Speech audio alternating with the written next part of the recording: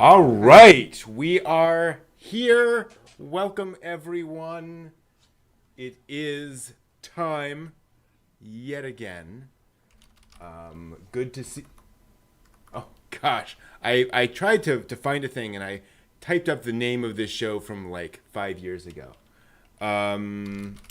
Boy, it's been kind of one of those weeks, hasn't it? So yes, welcome everyone to the Weekly Dig. It's Saturday night, and for anyone new to the stream, this is a live show where we dig into anime old and new. I am Brent. These are my fantabulous co-hosts, John. Say hi, John. Konbanwa. Hi, John. And Steve. Hola, Esteban. Cool. Steve's having some internet issues tonight, so we'll see how well that stays up. It seems fine now, so that's cool. Let us start the dig tonight by continuing with our discussion from last week. We're going to dig into, into more of Serial Experiments Lain.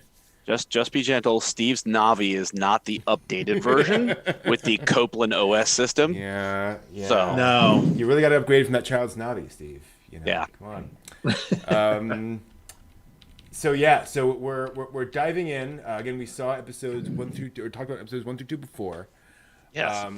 3 is really more. Oh wow. I need to turn off the subtitles on this. So you're not seeing the Russian subtitles. But this episode is really continuing on. It is episode is called Psyche or Pisuke. We'll get to that in a little bit. And yeah, it starts with really literally just a continuation from the previous episode, because now we have Lain in a police room being talked to by a police officer after the events of the previous night, or I guess previous in the night, for those who don't remember or who haven't been following along. So Lain finally went out with her friends, and there was a shooter in the club, and Lain approached him, talked to him, and he proceeded to shoot himself. And so this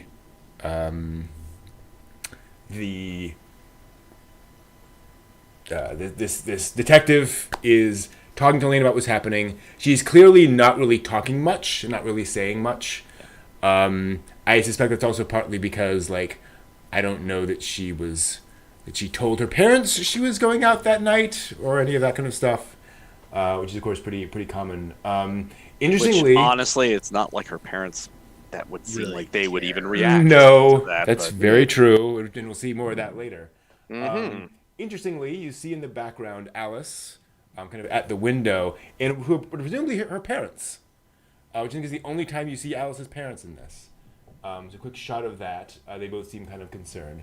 Alice is looking in to see. Which, again, to my comment, that's probably a fairly good indicator that Alice has a family who is engaged in why are you here and how can we help you, and Lane's by herself talking to the police officer. Yeah, like exactly. Yeah. And I love the symbolism here of Alice and Lain being literally like, separated from each other. Like there's this wall between the two of them that's opened up now that Lane's behaving kind of weird. It should also be pointed out, if you've seen Digimon Tamers, which is the spiritual sequel to Serial Experiments Lain, you heard that right. There are parallels there with Jerry and her parents. Did I need to know that? Yeah.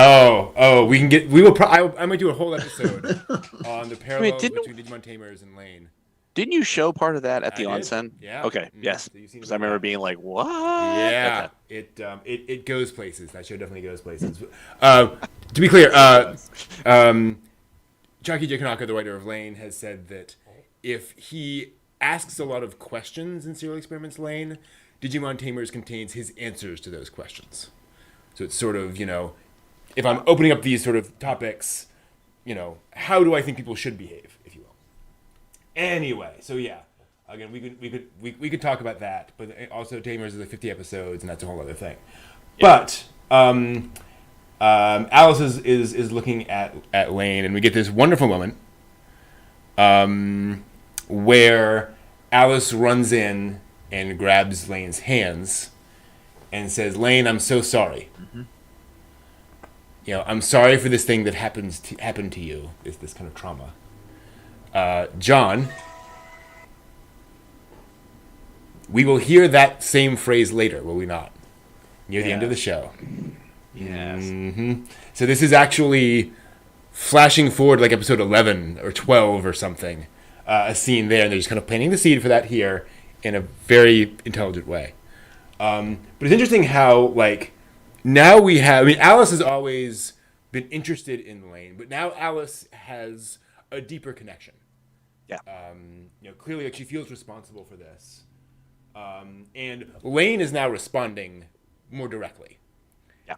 She clearly wants that. In fact, I think there's a moment where Alice pulls her hands away, and Lain looks sad that Alice has pulled away. So a relationship has definitely been established here. Well, up to this point, we've seen, you think of the dinner time with Mika and Lane's parents and Lain, and everybody's just intensely isolated in their own sphere. Yeah. Alice is this only character that shows up that gives a crap about what's going on with Lain. Yeah. Not that she's, is she eating? Is she there? Is she not there? No. What is her psychological state? What is her emotional state? Yeah. What is the connection with other people? And it's Alice is the one who approaches Lain for that. Yeah. And that you see as Lain starts to open up to contact with someone. And how that sort of blossoms and moves on from there. Yeah. In contrast to the following scene where Lain comes home, dropped off by the cops to the completely empty house. In fairness, she does tell the cop, they didn't take their phone because they're out. They're just not there. So presumably Lain knows they're not there. She's aware of what's going on. John, you mentioned the interesting theory that or maybe it was Steve, they seem to be maybe on shifts, work shifts. Yeah. And that certainly seems possible. But we get this long scene of Lain, and their beds are not slept in. Nope. And this is clearly late at night. And just everything is empty, and Lain comes back home, and her computer is on. Yep. Which is kind of interesting. Remember, 1998, you did not leave your computer on if you were leaving the house. Right. All the and power. here's a question for you. Given the I Love Lucy bedroom of her parents, Yep. for standards and practices of the time, was showing a parental bedroom with a single bed Right. not capable, or you know what I mean? This is a very unusual bedroom layout for parents in that time period, because I think that in the late 90s you had cohabitation was the thing. It was, eons before that they were you have to have double beds. Lest we forget, this is Japan. They would have both slept on a futon, before the beds came around. Right. So I think this is a pretty distinct statement that goes back to not only shift work, but what I had said last week about it seems very interesting, the observation team. Yeah. You know what I mean? So if they have to play house, they've got two separate beds because they are not necessarily, when that awkward kiss in the hallway aside, they are not necessarily an actual family as much as they are a construct for the purposes of Lain. Yeah. So quite possible. It makes sense. So yeah, we get this creepy empty house that Lain is wandering around in. And her computer. And she's not all that super concerned either. No. So this is not the first time. This is normal. Yeah. I was just gonna say, it seems like she was just oh yeah, okay, by myself again. All right, here we go. Yep. I'll shuffle along in my old lady household looking outfit. Shuffle. The little bear slippers. But yeah, and it should also be pointed out, they slow this scene the F down. You watch her walk all the way across the room. They're really driving home the fact that she is alone. And what they're pointing out here, I think, is that, at home, she cannot find connection in her family. Yeah. She can find connection in the internet. That is what draws her in. That is her connection to other things. Is this glowing That's screen. what's waiting for her. Exactly. You know what I mean? Yes. It's like latchkey kids and the discussions in the 80s and 90s about, oh, you're just leaving TV to be the babysitter. It's like, welcome to Lane's world. Her babysitter is the Navi. Like, and let's not forget, like, this is definitely a thing, right? A lot of teenagers have this life with, whether it's the internet or TV or whatever. And certainly anime subsequently showed us that everybody lives alone. All kids in high school live by themselves without parents. So it's true, yes. And didn't her father like kind of push her onto, hey, Absolutely. this is how you talk to people, how you relate. Yep. And in 1998, that's kind of an unusual thing, because I don't think my parents in 98, well, was old enough not to worry about it in 98, but if I was a kid in 98, my parents would not be like going, oh yeah, just hop on AOL and just hang out there, like outside. Go into an unmonitored chat room and just talk with the funny people that are there. I do want to point out, No. for those familiar with tracks, they're the people behind Mystery Science Theater 3000s. They make fun of things. They do commentary tracks. They did a commentary track for A Parent's Guide to the Internet from 1994, I believe it is. Wow. Which is this like half-hour, dear. Video about, getting online and so forth. And there's literally a line where the mother of the family turns and goes, my kids spend all their time on the internet. It's great. It's like, oh. No. Oh. Well, it depends on what they're looking at. Yeah. Have you guys heard of news groups and why people shouldn't go in there? Yeah. AOL Prodigy. Rec Arts. Yeah. It gets into creepy places. Anyway. Yeah. So then that's clearly what's happening with Lain here, is that this is, she's now, sucked into this world, so to speak. It's also funny how, she falls asleep. She logged in, no new mail. And then she wakes up in heaven. Suddenly it's all bright light. It's all just this lovely kind of thing the next morning. Almost like it was all a dream. And she has this frankly psychotic break. Yeah. Oh, well, and I think they're also probably referencing Evangelion here. Because she wakes up in bed and looks up at the ceiling. And then looks back down, which is very much like Unfamiliar Ceiling, episode 2 of Evangelion. Because there is a certain amount of, we had this crazy thing happen before, and now we're kind of back in normality. The mundane life. I also appreciate the kind of misdirection here, where we cut to water flowing, which in any other anime series would cue a shower scene. Right. No, she's just mother doing dishes. It's actually an interesting thing about Lain. This show never sexualizes its characters. There's no fan service. There's none of that, and it's got teen girls all through it. But it never takes that sort of low road. There is certainly sexuality in the show, right? But there's it's no, also it's a matter of degree. Well, there's a matter of degree. Mm-hmm. Right. The dance club has people writhing at a point where there's clear indications of what's going on, and people paired off as Lain is trying to get in there. There's folks who are paired off. Right. The gratuitous moment of mother and father in the hallway. So there's something going on there, but you have, as it progresses, you do have the most vague, light touch of sexualization of Lain. And it's interesting to see that it comes more in the form of wearing makeup. You know what I mean? It's so it's not. You're right. It's not a heavy hand. It's not like, whoops, Lain falls down. Pants right. Oh, that's funny.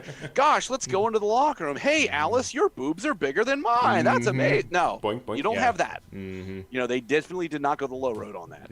But you do have this gradual awakening that is really, it's entirely native to what's going on with Lain. You know what I mean? It's not anything that's out of the ordinary, out of the weird. it's part of that progression that she is making from 1 to 13. Yeah. That's just like, wow, this is an interesting opening of what's happening. Well, and she's a young teenager. She's starting to explore sexuality and so forth and so on. And you do see that in later episodes. You're absolutely right. But it is interesting how the show just kind of is not interested at all in fan service and such. And so, Lain. They have an agenda that's Oh yeah, fan service. Right, yeah. Really, not a fan service show. Well, to be honest, we have so many other things that we're like worrying and trying to figure out, and just like going, oh dear God, wait, do I have to really think of it? No, please God, I've got too much going on here. One thing I appreciate about Pixiv is that if you search for Lain fan art, almost none of it is R18. Almost none of it is 18 plus. Because the fandom's like, so I was gonna say, just not what this thing is. Yeah. That's not what we're looking for here when she's wearing her like coma outfit there. Yeah. So no solace in her parents. It should be pointed out that her mother says, basically you're late for school, and you should feel bad for being late to school. Nobody woke her up. Nope. Nobody woke her up, and it was such a monotone that it was. I almost was just like, it's almost as if she was like, had her cell phone and just like, oh, the girl's up. Okay, what to say here? You should be embarrassed that you have slept through. Okay, go on. Yeah. Yeah, somebody off stage left should be like, emote, damn it, emote. Read the line and emote. Yeah. No, and there's definitely a sort of play acting to the way she kind of mothers Lain. Yeah. A sort of, and not good play. No. Just not like, I know you should receive some instruction here, so I will give you instruction moving on. Yeah. Line do you 1, feel go resentment to line 10. from her? Say what? Yeah. Yeah. Do you feel resentment from the mother? A little bit. Like, the mother figure. But that she has to be there. Yeah. Mm-hmm. Clearly she doesn't want to be there. No. It does not feel like this is like, oh, the company has hired me to be Lane's mother. I'm earning a paycheck. It feels like I got roped into this because of whatever that is. Yeah.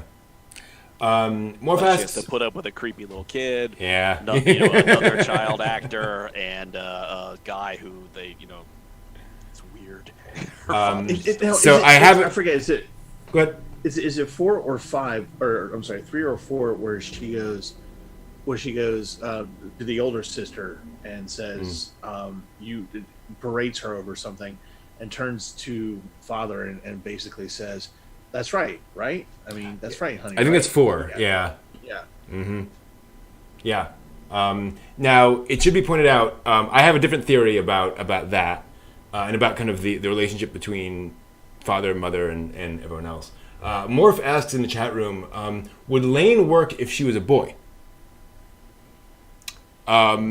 I would argue that Lane's sex is less important to the show, other than the fact that in later episodes you get elements with, like, Lain obviously cares very deeply for Alice, is that romantic attraction, all that kind of good stuff. So that would obviously play around with that a little bit. I would also argue that there are stronger metaphorical underpinnings to her being female. Earth Mother kind of stuff, Maiden Mother Crone kind of things, where it's more of a female role that she plays in the story, to some extent. But it's a valid thing that this is not a show about. It's certainly not a show about romance. It's not a show about, like, boy girl being thing. No. Oh. Well, I wonder too if you had made Lain a guy. Would the Lain we see in The Wired be as unexpectedly divergent? Interesting, yeah. Or, would that fall into more of a stereotypical, be like, oh, well, that's simple. He's oppressed at in every other thing in life, and he strikes out in the internet because, gosh, that's what guys do. They're violent, angry, like. True. So, you know what I mean? It's a really interesting juxtaposition to seeing Lain, who is so demure and so quiet and so sort of shelled. Yeah. See her opening up into the Wired, where it's like she starts to be far different. Yeah, you could also argue that there's an important concept here that in traditional Japanese culture, girls are supposed to be demure. They're supposed to be quiet and shy. And so if we saw a boy being like this, we'd immediately think, oh, something's wrong. Right. But we see a girl like this, and he's like, oh, well, she's just shy. That's just what she's like. We're like, no, actually, like, this is bad. Yeah. Well, it's actually, this was a really good question. But going back to the sexuality part of it, one of the things that the joking aside about the pantsuit shots, I think part of the reason why is that Lain is very just asexual. Yeah. Mm-hmm. Up until certain points, and I'm sure that will change as we go forward. But that might be part of what she's learning how to do and learning how to Her be. characteristic skirts and stuff are very minimal. Yeah. Mm-hmm. Yeah. Yeah. And and it's kind of like if Lain was a boy, you could probably get away with that too. A learning construct. Mm-hmm. It's true. I don't know. I mean, the issue of popularity is kind of hard to tell because so many anime characters are boys, and they're certainly successful. It doesn't seem to prevent other shows from having a successful hero. I know it was Gen Urobuchi who said he draws or he tells stories about girls because girls are half the people on the planet. And he thinks it's interesting to explore their their reality and their experiences as much as a guy can. And so this could also be just a matter of, well, what is it like from that perspective? Right. Well, I think you certainly nail on the head when you're talking about the demure nature of women in Japanese society. That watching this now from the 21st century in 2021, we're watching something that was created for a domestic market in 1998 that is fully seated entirely within its culture. Yeah. So, it's one of those things. You look at things in their milieu. You don't look at things from the lens of time where you're like, well, that was just wrong. You're like, at the time, it was what it was. That was the way things were. So, Lain, as a boy, that might not have been how that was going to fly culturally. Yeah. That it just might have worked better for the storytelling style and what they were trying to get across by having Lain be exactly like Lain is. And a good example of that actually is with the Men in Black, which we see in the next scene, where having somebody observing, a child going down the street is rather different for girls than for boys. Yeah. Right? There are implications there for what happens to girls who are abducted versus boys. Which adds a whole level of creep factor. And here's, of course, where you get the wonderful, first off, fisheye lens on Lain, which I noticed the first time here when she's walking past, which is a really neat effect. Because I don't think they actually added a fisheye lens. I think the person just animated it that way. Which is like... Must have been fun. Yeah, exactly. And this is where you first see, I believe, the little Zaku eyes in there, the little red dots. Yeah. In there, kind of following her, which you think first time watching this. Actually, I'm curious, Steve. What did you think this was the first time you saw it? Little red dot in the car. I got to be honest. It reminded me of Armitage. Oh yes. Nice. Yeah, it reminded me of Armitage. Yeah, interesting. Why? What happens to that? Oh man. Armitage there's a scene with a car and basically it's not eyes, it's lasers coming out trying to kill her, gunsight lasers. Very good. Yeah. And because that's the thing. I mean, you can associate this with laser pointers. You can associate it with sniper sights, the Terminator, right? Yeah. Like there's a lot of different things there. And I love that the show doesn't tell you what it is. There's just a little red light and you move on. I initially thought it was cigarettes. Oh, okay, yeah. So it's like it makes total sense when you see them later. Be like, oh, that's what it is. Right. But at the time, I'm like, somebody smoking a cigarette, being like trying to be like real clandestine, dark windows, but they're like smoking and watching her and turning with a cigarette. Be like, wow, that's really pretty obvious. Yep. Neat scene. And then Lain runs off. Yeah, and then that's a good point, Morph. And then we have the stuff with Taro later. Lane. One of the things I did notice too that I meant to bring up from last time we were talking about Chisao and the blue shift, red shift. As you watch Lane going, it occurred to me today, like seeing more of it again, that there is a distinct blue shift, red shift, and it all makes a point. Yeah. That blue shift coming towards you, red shift going away from you.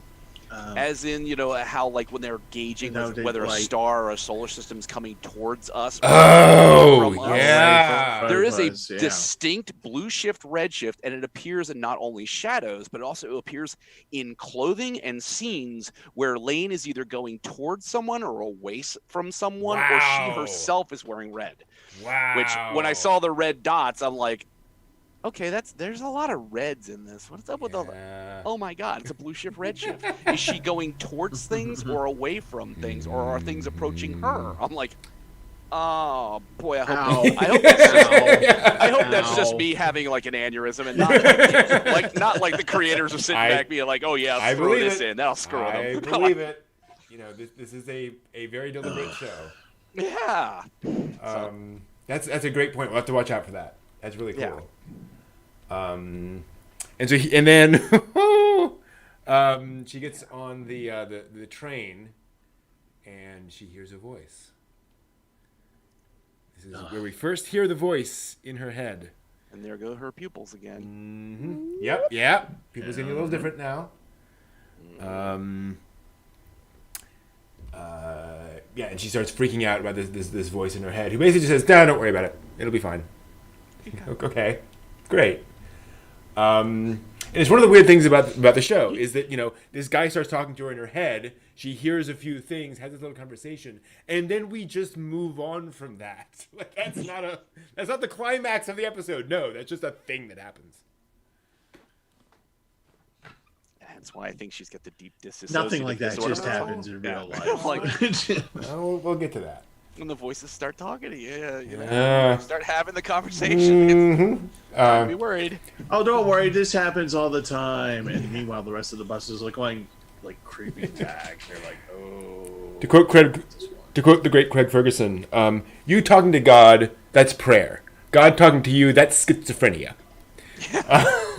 There you go. At least you didn't say it's so loud in here. Right. Not to discount religion and all that kind of stuff, obviously. It's a joke. But then we get the scene, which I did not notice this in my previous watching. She gets in here. They're talking about what's happening at the club. And the girls talk about the club, and Lain was there, and she saw this thing and so forth, and how crazy it was. None of the girls mention what Lain did. Yeah. Even though they're talking about what's happening, and I think they are deliberately covering for her. Because partway through this, like Alice sees her, comes over, Lain sees that, and Alice and Lain share this little smile. I think Lain realizes, oh, you're talking about the thing at school, but the three of you are not getting me in trouble with other people in school. Cool, thank you, that's nice. And so there's a certain little thing where I think Alice's and Julie and Reika are all kind of figured out how to spin this so as to kind of help Lain, which is really, really nice. And I kind of get the sense that Alice is she's kind of more of the alpha in that little triumvirate, and that because she has this connection to Lain, that her blanket of protection has fallen on Lain, so the other two girls are going with where she's sort of setting the point. So it's like, hey, this is cool. What happened? Oh, things happened. Da da da da. But hey, kids, let's not mention her. She's so shy. Let's not get into that. Yeah. And in fairness, again, Alice literally saw Lain afterwards, saw what happened. So I'm sure she went back to the girls and was like, that was clearly massively traumatic. Like, let's not dig into that. Exactly, Morph. That I think that's, we're simpatico there. Let's not re-traumatize Lain. Yeah. Yeah. She's got a lot on her plate right now. Exactly. She's got a lot going on. Let's slide. Yeah, her school's not going great for her right now. We're concentrating. She just can't pick up on this programming class or following the Navi architecture in her textbooks. Exactly. You know, Chisa's talking to her during the class. It's all fine. Everything's fine now. We're all fine here now. Thank you. How are you? Yeah, the drawing in the circle thing. I'm like, oh, that's bad. Yeah, She's really bad. She's having a time. Yeah. And so to connect in with some of the stuff that's been happening, things first started sort of spiraling out of control, so to speak. On the train, when she sees the blood and sort of connects with the other girl. And then she's having other traumatizing experiences at school. Then she has an experience at the club. And then Aries starts speaking to her on the train again. Not again, but for the first time. And so she's having a number of these weird things happening to her. And it's obviously building up. And then we get this... It's building up to a happy ending? You could argue. What is happy? I don't know what happy means. Just define happy. Yeah, define what you mean by happy. I will define the ending of Lain as an ending. The definition of bittersweet. Okay. That is how I define it. Okay. But then we get sort of the... I can't wait to get to the ending and just go, no, it wasn't. Well, kind of. And you're right, orange colors here. We're getting orange. Red shift and a lot of stuff going on. Yeah. As we get the high school romance moment of the anime series, where Lain opens her shoe locker and gets a letter. And for those not familiar, it is traditional in Japanese schools that if you like somebody, you leave a letter for them in their locker at school. Because there really aren't any other kind of personal spaces in a Japanese school. There's technically the table, the desks, and so forth, but that's kind of weird. And everyone's in the rooms at all the time, so you can kind of sneak down, slide something into their locker, and then they can find it and pull it out. So this is, Lain got a love letter, which of course Reika immediately leaps onto and is little Lain got a love letter. Oh, that's interesting. Great point, It Morph. reminds me of that character from Phineas and Ferb. Oh yeah, which one? I think Candace, their sister. Yeah. What? No, maybe it's not Phineas and Ferb. Yeah. There's a Cartoon Network cartoon from years ago, and there's a character that looks like her. Oh, interesting. Asian character. Yeah. I'm blanking on the show. Yeah, I don't know.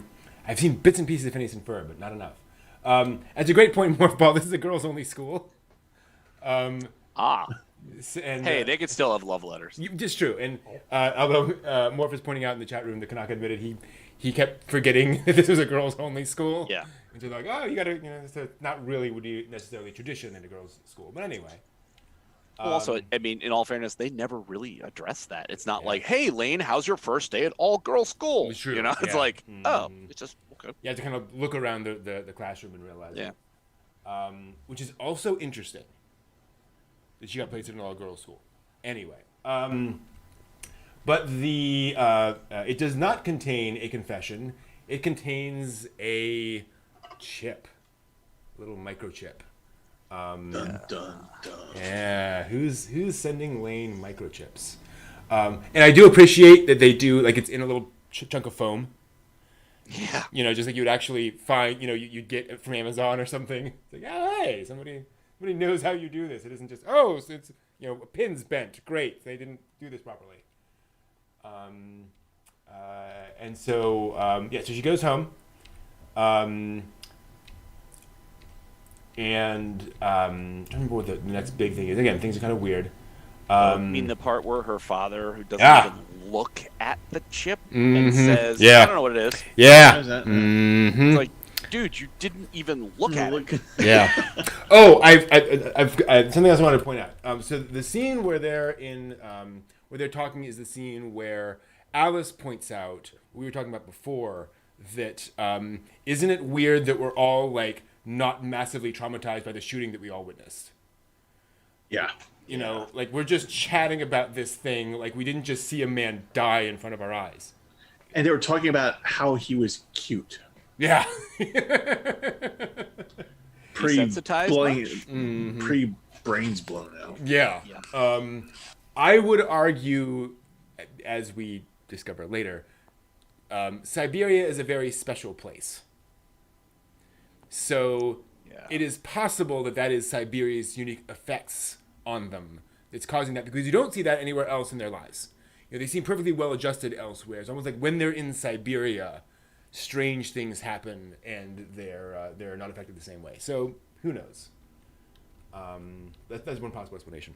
So yeah, we had that weird conversation between her and her father.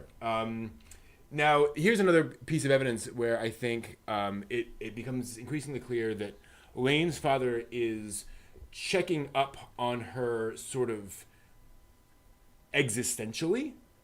You know, checking up to make sure that she's there, that she's not, you know, curled up in a ball on the floor, but not psychologically.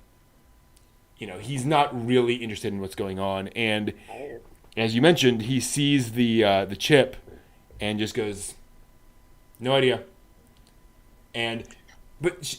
This conversation interesting for a guy who has this, you know, massive kit set up of his own. Right. Yep. And he turns and she says this weird thing. "I thought you would know." And he goes, "I said I don't know." Now, to me, this is the behavior of somebody who finds that chip disturbing. Somebody who, you know, doesn't like that chip on some level. He has some idea of what's going on, but he doesn't really want to confront it, and he kind of can't stop it. And exactly, Morphle, and he's the one who wants her to use the computer. He's the one kind of pushing her to use the computer, but this is clearly not part of the plan. And we'll Interesting. I had a different takeaway from that. Yeah? I thought he was checking in on her, and I don't know what that chip is. As in, I've got nothing to do with it. Discover it, Lain. I'm watching to see what you're doing. Oh, okay. You've upgraded your Navi. You've got like these different things going on, and now you've been given a tool. How will you use that tool? Are you going to just ignore it? Or are you going to do something about it? And I don't know. I can't help you. And then he's going to observe what she's going to do with it. Yeah. According to my theory, I have a different thing, but we will see. Yeah, and possible foreshadowing for the role of the parents. Right. It should also be pointed out there is a she's listening to, she's obviously reading messages on the Wired, and somebody is freaking out about a child in a red and green striped shirt in their house. Remember that for later, everyone. Yeah. Remember that one. Things are happening. And so then Lain goes back outside. We now have 2 little red sniper dots in there, so things are multiplying quite literally. We have Lain finally goes to Siberia. She's going to try to track down what's going on. Interesting, Lain later in the series would have gone onto the Wired to find out what's going on with the processor. Lain isn't there yet. You know, she's still thinking physical. I need to go to some physical location to research this thing. She goes past the lovers on the stairs, which reminds me oddly of digression, but I just want to love it. There's hey Matt. There's Mystery Science Theater had one of their legendary movies was Manos: The Hands of Fate. And It's a great one. It's a fantastic episode. There's a recurring theme in that movie that there are these boy and a girl parked in a car on like Lover's Lane smooching, and like the people pass them and we keep cutting back to these characters, and all they ever do is kiss, and one of the riffs in the TV show is what something comes after this. Because it's like, and I love as they're coming out, they're just kissing is enough. as she's going past him. Really? Really? Nice. Okay, guys. Fine. I don't know. Maybe in public. I don't know. So Lain decides to go inside, and we get actually the shot of her deciding to go inside, and you see that confident expression on her face. And I think it's key here to show that Lain is taking action. She's clearly not like in the same mode she was in Siberia before, but she's now like a little bit more directed than she was before, deciding to go into Siberia. Seems a bit more focused, like when they said, you were in Siberia before, like the other episode, with like, hey, you're that girl. And it's like, now it's like she's in that mode. That Alice is not around and the other people are not around. Now, and isn't this where we meet the DJ who seems to recognize her? Yes, exactly. Yeah. The DJ, I love him. I love the English voice acting on this because he's like total surfer dude. It's great. Very good. Oh, that's an interesting question, Matt. Are those the two people who were walking along in the first scene? And saw Chisa? It could be. I'll have to go back and check like the colors on that. That's kind of interesting. Obviously, some time has passed, but who knows? Given the way the lane goes, yeah. I'll also. I mean, probably. If that is true, the voice actors are probably also matched because they probably would have said, "Oh, by the way, make sure you're getting the same, characters for these things." Right. That'd be worth checking out. But that'd be interesting. We are all connected. So yeah, so she meets the DJ. Hey, Lain. Yeah. And he recognizes her, absolutely. Now, when we saw Lain before, the flashback from the nightclub, she was, like, ticked off. She was yelling at somebody. So she's clearly not in that mode. But she has this short conversation. And he points her over to the 3 12-year-olds in the nightclub. Yeah. The one girl looked like she was 5. Yeah, I know. I was like, wait a minute. How do you... Okay.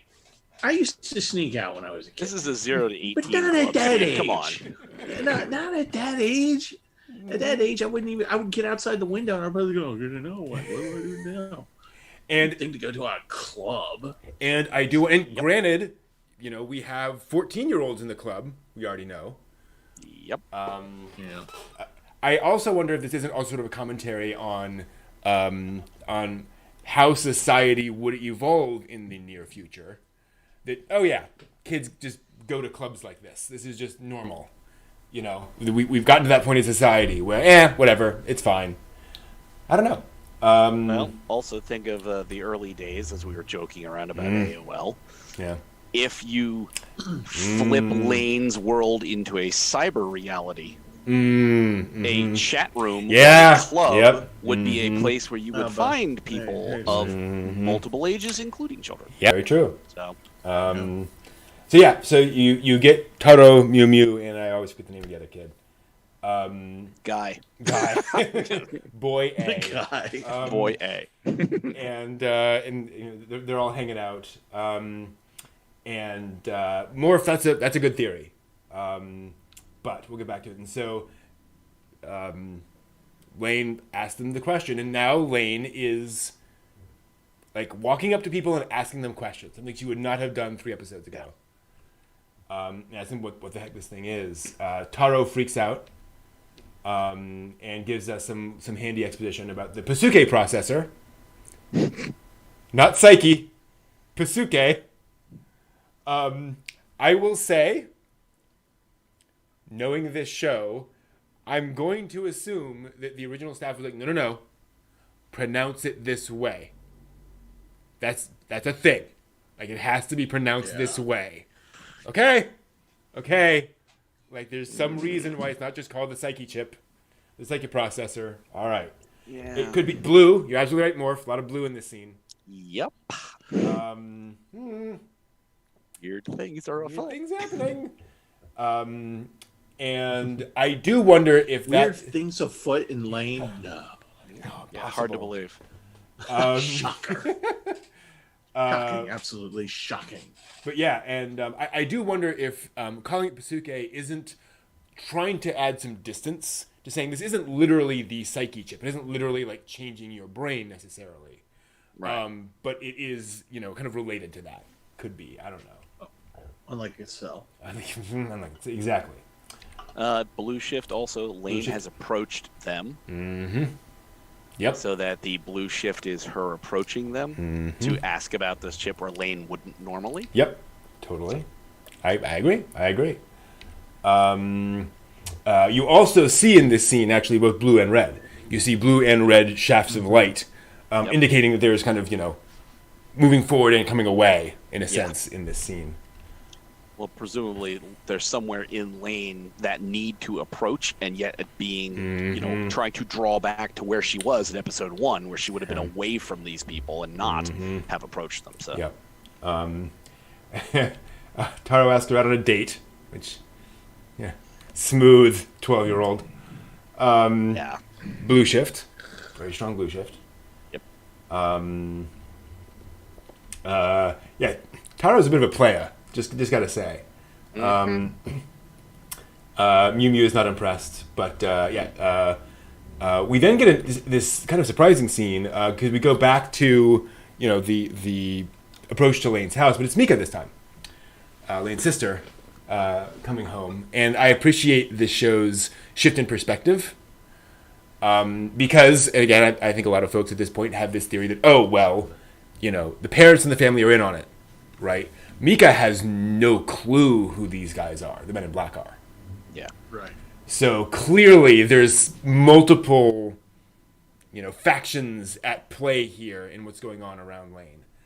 Mika's frankly scared, as you should be. This was not part of my contract for this deal. That's the thing. It should also be pointed out, notably here, that we have Red Shift, but also that the Men in Black are black. They're not part of the shadows, right? They are distinct individuals, right? In all of this, and they get that wonderfully creepy bit of how can you report us when we were never here? Just walks off. I think, right, that kind of a thing. We don't exist. Yeah. We will find out later what's going on with them. Then Mika comes home and finds Lane in her underwear.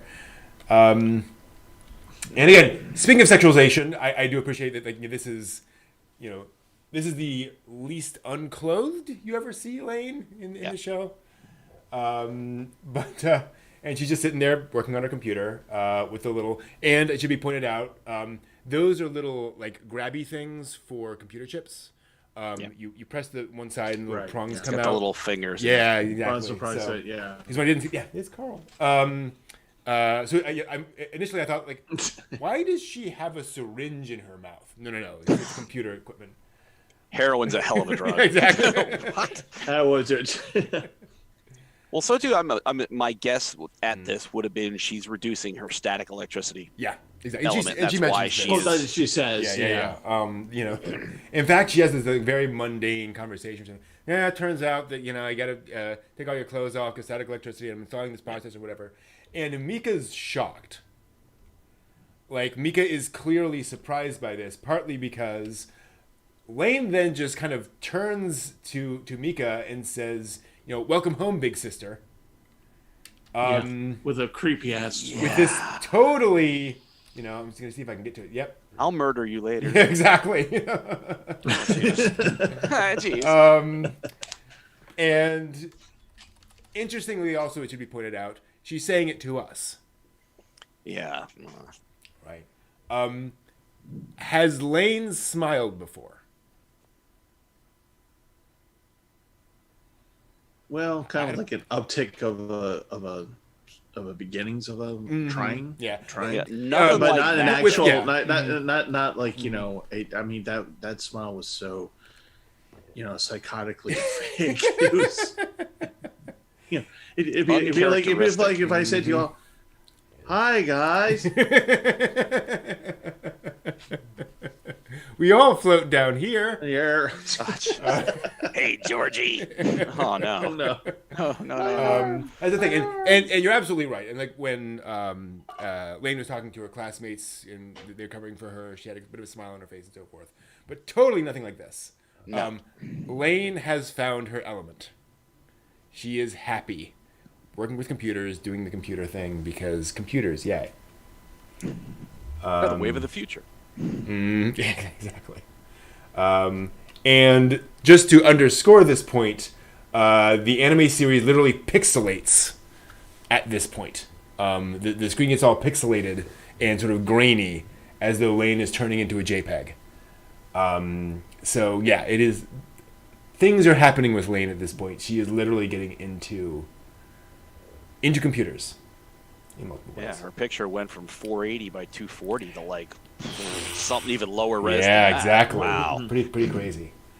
And can I just say how nice it is watching this in the Blu-ray version of this, because oh my gosh, the can only just detail. imagine. Oh gosh, a friend of mine watched it on VHS. Not the Which best was perfectly experience. acceptable at the time. Well, so actually, Lain came out on both DVD and VHS simultaneously. It was back in Wow. it was at the time when both of those were common enough that you would do both those releases. But Yeah, I guess that's when I bought all my James Bond on DVD. So yeah, I guess that's about that time. No one bought it on VHS though. Like, everyone was like, VHS, DVD. Which would I rather have? An unopened box set of VHS, yeah, it would take up like half of a This room. is true. But Yes. still, think of how much the value would be. Oh, Yeah. unwatchable, but collectible. Oh, it's all heck. Totally. Then we move on to layer 4, religion. As if things weren't complicated enough. Let's bring religion into all of it. Yeah.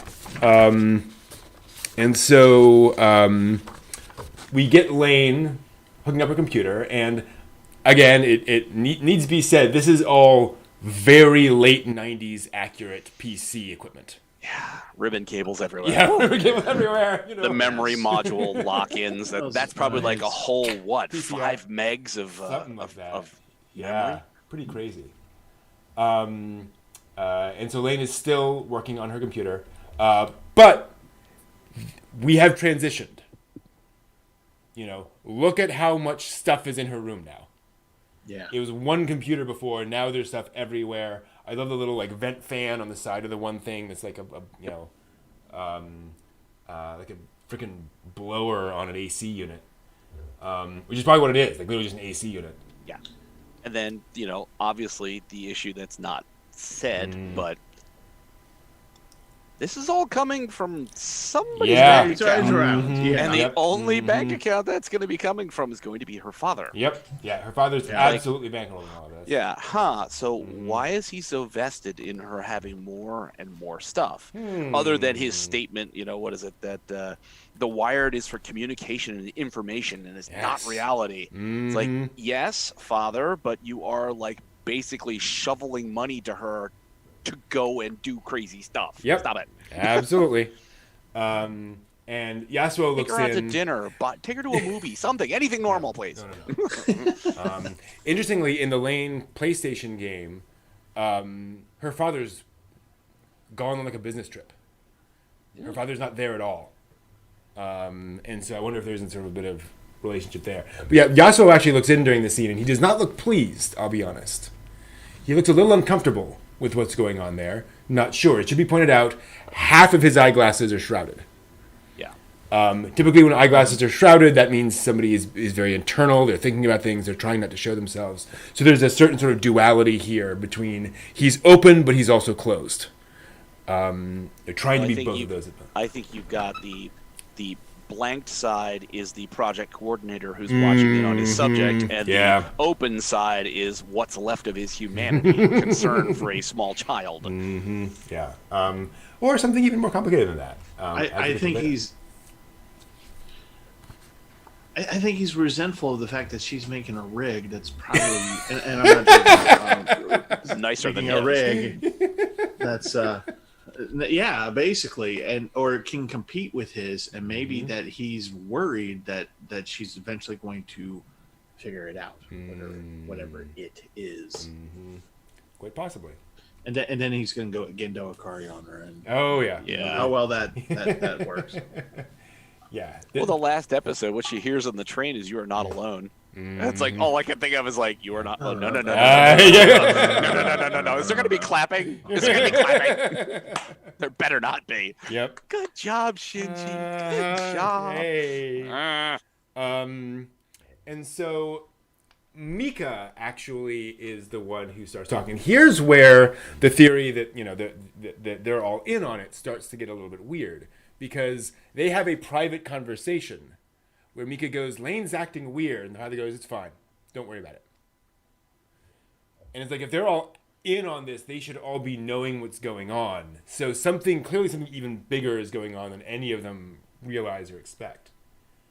Well, Mika, as the contract daughter, I don't necessarily find it too weird that she wouldn't be totally in on it, because the adults have an agenda that they're setting out on, and she is a player in this farce.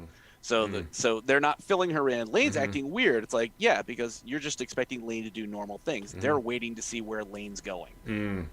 So don't worry about it. We got this under control. More Captain's log 127.8. Lane is going nuts. Morph, that's a great point. I think there's also an aspect in that I think Yasuo, the father, he thinks he knows what Lane's doing, but he's aware of the risks. He's like, this seems to be going in the direction I want, but who knows? Yeah. Like, it could all fall apart. Well, you also showed a scene there where his glasses go all white. Yes, exactly. Where it's like, here's the researcher element. Thanks to all the fix. And then the mother comes over and like puts a hand on him, and they embrace in this very interesting moment. Honestly, this feels to me like the scene in every war anime of, the meteorite is about to hit Earth. What are we going to do? We're just going to stay here together and get through this, It's very much this sort of resigned motion, I think. But still, there is affection there. There's caring there, I'll say, which is quite interesting. Professor, this whole thing's about to go Titanic. Right, exactly. It's all your fault. It's grossly unethical. But let's see it through to the end. Oh, so, God. So we've been dancing around this, or we've been mentioning this. There's the theory that this is a constructed family. My theory is that it's not a constructed family. My theory is that this is Yasuo's wife and daughter. That when everything went down, which we'll get to later on, Lain needed a family. They needed to place Lain in a family. And so Yasuo, the head researcher, which we'll get to later again, they placed her with his family. The family knows broadly what's going on. They are aware that Lain is, not a normal girl. Is special. But they're not part of the project, right? They were literally just his wife and daughter who are home. And they've all kind of provisionally agreed to do this because the consequences are not worth thinking about. That's my theory about what's going on here. But again, plenty of other options that's going on. And you're wrong. And I'm wrong. Exactly. Well, I think any time that you get involved with any other kids, and the systems that are involved with kids, you have to be really on board as a unit to be able to control what might happen. Yep. Exactly. It's a good point, Morph. Kanaka was kind of not quite writing as he was going, but I'm sure he didn't have every detail exactly plotted out, as he was doing everything. So I'm sure there were things planted in there, much like Evangelion. Here are themes I'm working in here, but I don't have like every line of the last episode all nailed down yet. And then we get the horror scene. Just straight up a horror scene. This guy being chased by a little girl. Who completely freaks him out. It should also be pointed out, and this is kind of a significant thing, is that he's trying to get into his house, but he can't get the key into the door. Yeah. And at first, it's like he's just like, and it fumbles, but it's like there is something physically preventing him from doing that. It's like his physical body isn't quite under his control anymore. And I think that's key to understanding the scene, so to speak. That he's not just scared. There's also like some physical effect to what's going on here. And the scene is very dragged out. I think this is playing forward to a scene later on. But it's just kind of layering on, okay, here's a horror moment. And then we get a scene with Lain. She is reading and the guy with the keys, it had occurred to me at the time. It's like, I wonder if you could make this into a digital world where instead of a key to log in, that something has changed fundamentally, where you no longer have access to the key to log out. And that physically he cannot get the right key to get out before he's overtaken by what's going on in the system. Yeah, that's absolutely possible. That makes sense to me. It, no, I like that a lot. Yeah, because when I was watching this, I was like, oh great, we have pedophiles now. Okay, and that's what until it talks about what was actually a tag on system of a kid's game that somehow got in here and everything got twisted. I literally thought it was like, okay, these are all the pedophiles and this is the Ghost and Shell girl going after all of them. And it's Hell Girl. Hell Girl, circle whatever crawling out of the TV and whatnot. Yeah. And I really thought that was it at first, and but then you see the parental person, the seems to be like the mother of the little girl. And she's kind of like, she's closing. She puts her hand on the door next to the guy, and the guy's just like, and then he commits suicide. Things happen. And then Lain in school. Lain is suddenly confident. She is having a perfectly normal conversation with Alice to the point where Reka comments on it.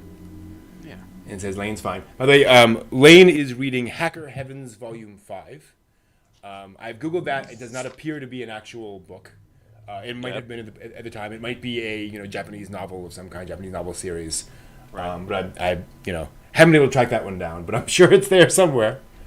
And so they're all coming home. By the way, this scene with them all walking home is something of a reference to the video game. There's a scene in that where Lain is interacting with other girls from her school, and it's very creepy and weird.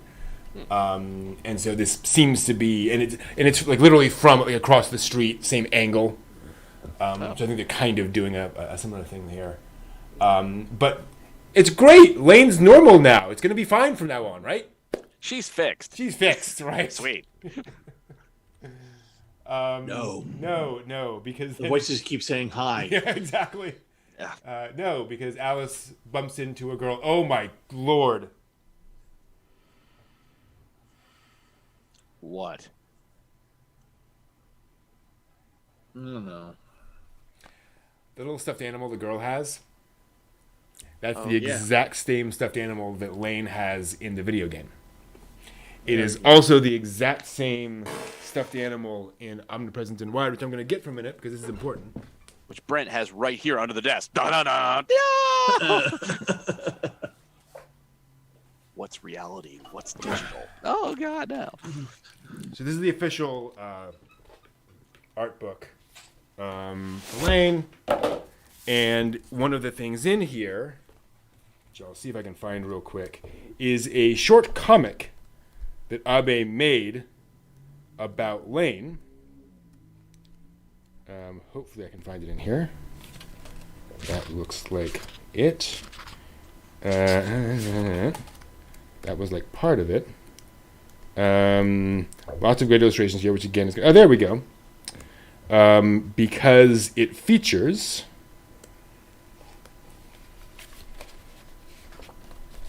Lain and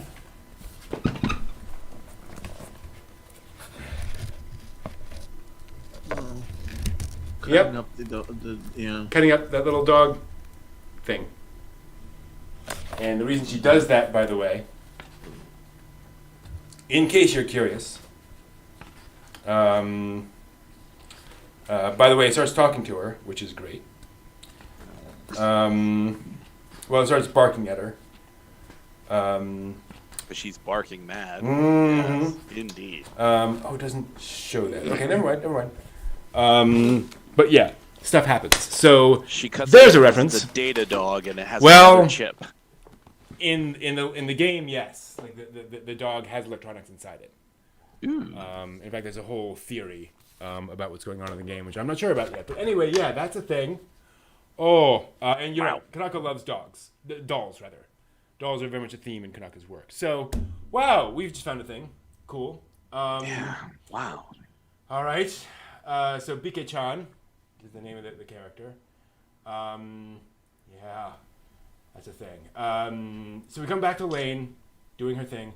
It should also be pointed out how much her interactions with the Wired have changed. She gets an email from somebody who gives her some instructions. Remember before when she got the email from Chisa? She's like talking back to the screen as though she could. Yeah. Now he says something and she like goes down, checks a connection, comes back. Like this is perfectly normal. Just hearing voicemails and she's totally comfortable. And yeah, and here's where we get our first image. Can you imagine if some of your voice? Go ahead. Can you imagine if it was just some of your emails actually talk back to you? Oh God. Like some of the things you that some not. of the stuff that might come out. Well, the text to speech in 1998 was not great. Great. I mean, granted, that's how they did the layer announcements. So Yep. yeah, this is where we get the iconic image of Lain with the monitors Screens or in her something. eyes. Yep, which is not a symbol at all. Are they in her eyes or are they in her eyes? Yeah. It should also be pointed. Let's see here. And now we cut back to JJ at Club Siberia, where he gets a question from Lain, which he answers. But you don't see Lain. Lane's not there. It's just her voice. Just her voice. So here's my theory. Well, we do know later on, Siberia is a special place, sort of cybernetically. Stuff's going on there electronically. So if Lain now has this connection to the Wired, she's now very familiar with the Wired, and we know now that like the wires are speaking to her literally. I think she is now able to go out, and she can't necessarily do this anywhere in the world. But because Siberia is kind of a weak point, I think she can now access Siberia and do what, folks have apparently been doing in terms of reaching out and connecting to people. Yeah. Which also, too, if it happens to be that Siberia is actually a chat room, and that now she's already been invited, she's been in there once and got frustrated. She was invited with friends to go in, and now she is familiar enough with how to access Siberia. Now she's participating, and she doesn't even need an avatar. She can just participate directly. I'm like, Like in rants, if Lain were made today, it would be the wireless, not the wired. Yeah. And then we get the scene that kind of starts going in some dark directions. First off, the kid sees Lain in the Wired, which is very odd. Starts running away from her. And he's playing Doom. He's playing Doom, yeah. Or is that Right, Castle Wolf? yeah. Might be Castle Wolf. Yeah, that's true. Also, Brick walls, yeah. more Wolfenstein 3D. He smashes his Navi, which doesn't help. So clearly something bad is going on here. He's freaking out. Little girl shows up to freak him out even further, because that would freak me out too. And then he starts shooting her. And he succeeds. And I would argue this is where the show, I wouldn't say gets serious, but suddenly the tone shifts in this scene. Obviously we have the suicide in the club, which is very dramatic, almost melodramatic. Very big, epic sort of operatic moment. This is so quiet, so drawn out, and you see the sheet fluttering over the body, and you realize, oh crap, he literally shot a kid. And it's a kid shooting a kid, and you get this wonderful moment of him, this horrible moment of him crouching on his knees, just realizing everything's coming down on him, realizing what he just did. Yeah. I believe it is the same girl as before, but not clear. Well, and this is, I thought him with the phantom gun and Lain is he is psychologically invested so much in this world that he cannot differentiate between what is the real and the not real. So he's really racking the slide on a gun, but he can't see it. He's so invested in what's going on, and he tried like the guy who's trying to get the keys to get out. Right. He smashes his interface in that world to get out, and he can't. And he's now doing things he can't see. Would he have shot a child? Of course if not. he could have seen the gun in his hand to rack and shoot. No, he can't. It's invisible. He knows what's going on, but he doesn't know what's going on, and the consequences are like crap. And that's this moment where it's like, what have I done? The other side of the possibility, and I love that explanation, is that the real world and the wired have become so intermeshed that using the virtual, he's got some sort of leap motion kind of motion generated thing to where doing this means reloading the gun and doing this means firing the gun. They become so enmeshed that doing that literally causes a shot to be fired in the real world. And that that has now had physical manifestations in the real world. Right. But I think either of these could definitely be what's going on. Well, I think in the beginning of Lain, where you see everybody is gathered around and sees Lain on the monitor, and then you see a kid with like a VR eye covering on, looking at a monitor that has Lane's face, and he's playing on a game console. It's like all of that, the sensory input is all what's in here, and not what's in the real world, even though he's in the real world doing real things. So that the blend between you are physically doing something at your gaming station and what you're seeing and the physical reactions of it. It's like, geez.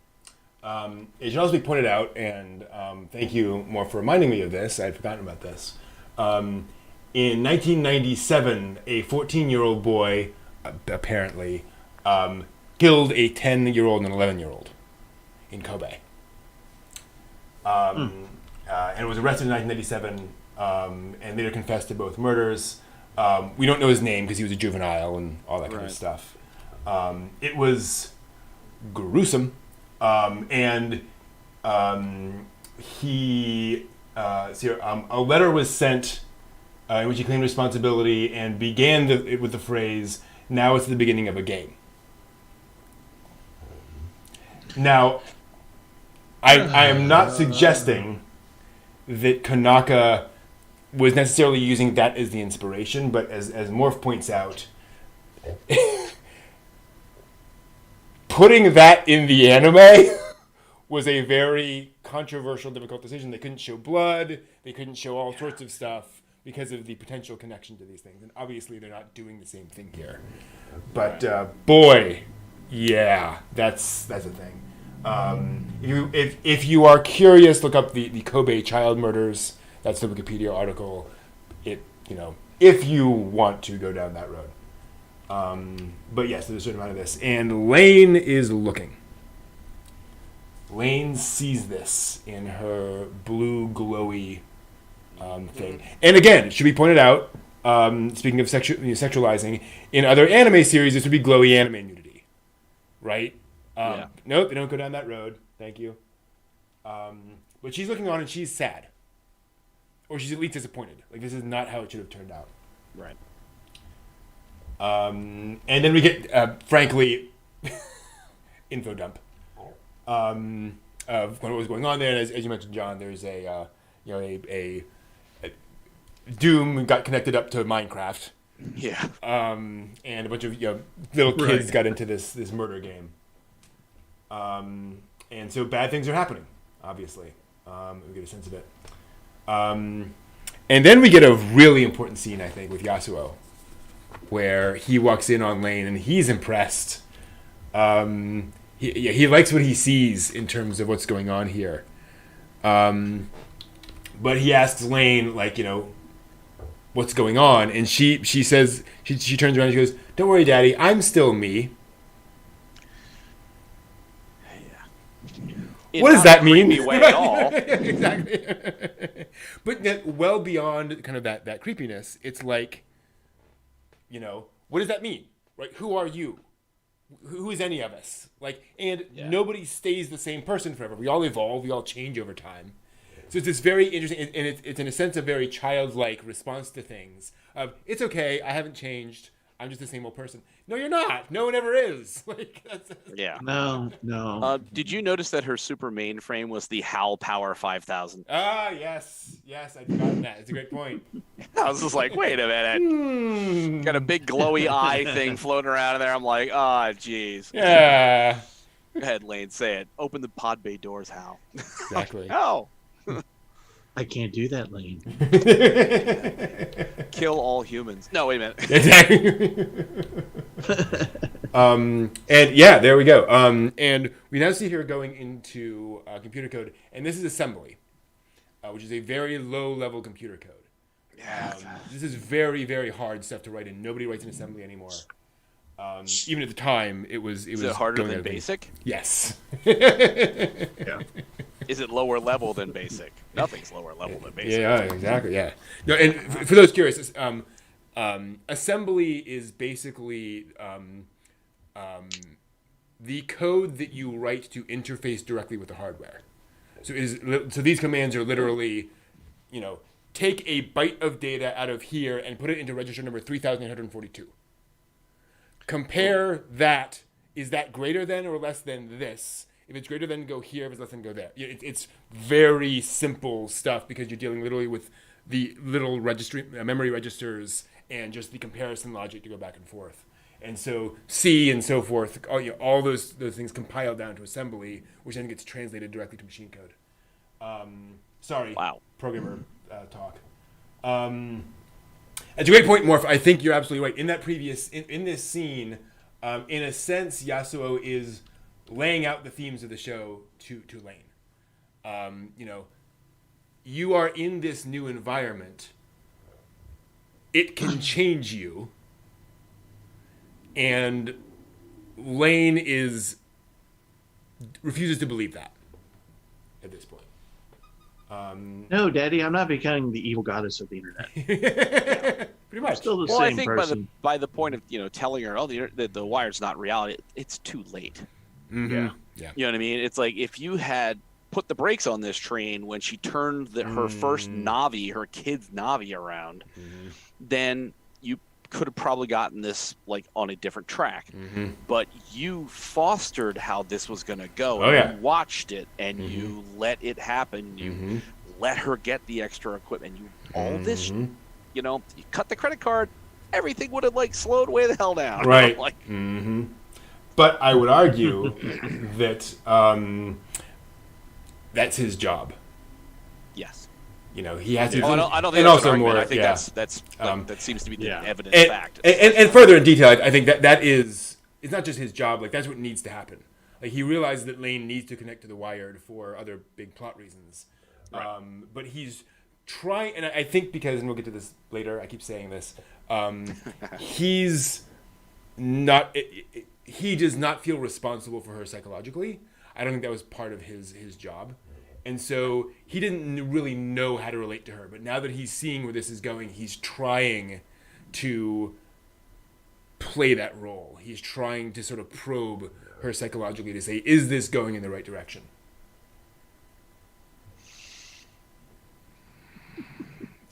It's going in a direction. We'll see. That's a great point, Morph, too. I think he starts to care for her personally. I think he is starting to warm up to Lain as a human being. There's definitely something there. Well,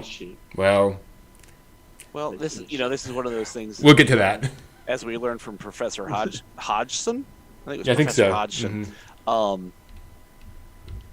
Yasuo is not willing to go so far as to be callous and cold, and he's, there's a modicum of humanity to him. Yes, absolutely. That his interactions with Lain, while very professional in most respects, he does have some humanity to him. Hence, why he is embracing, Rent-A-Wife. Why he's holding on to her in the, the while he's reading the newspaper. It's like he still has some element of himself to what he's doing.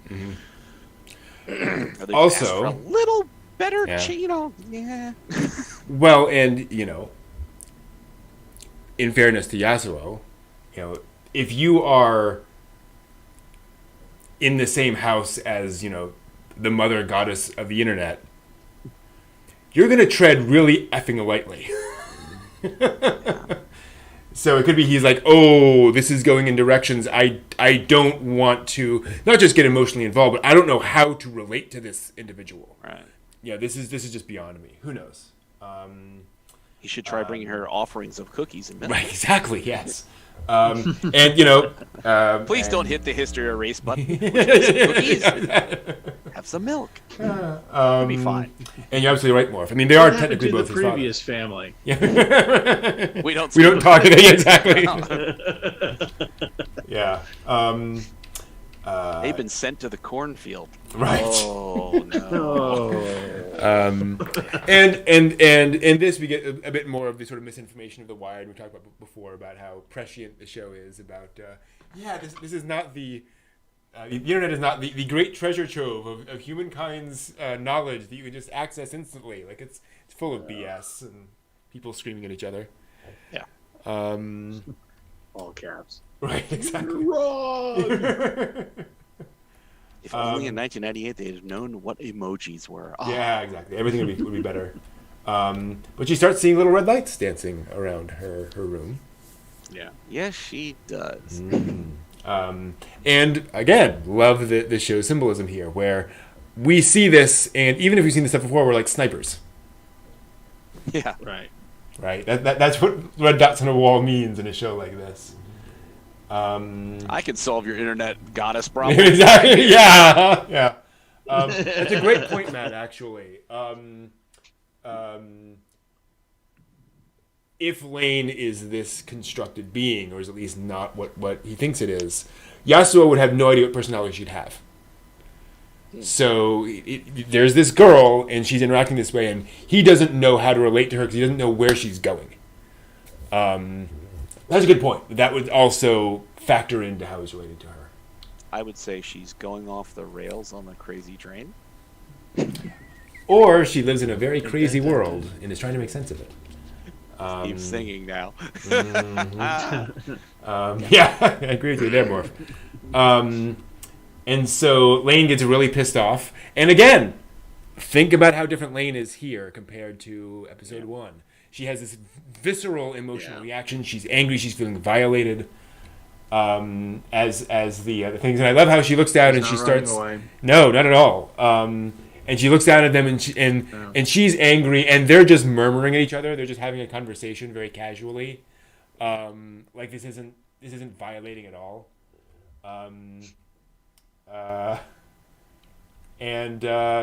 See if I can see the image. Okay, we're about there, where she yells at them to go away, and things happen. Her window fluctuates and flutters, and one of the Men in Black's eye things explodes. Yeah. Some powers have awakened, one might say. Yes. Which is what I thought initially, until we cut back to her room, and her computer says, "Intruder eliminated."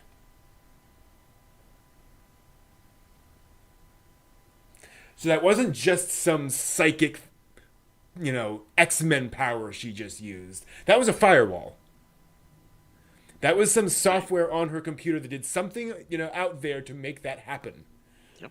So this isn't just, clearly Lain is like setting things up in her environment to deal with these problems and so forth. Now, obviously, there's also some weird X-Men power going on here as well. But Yeah.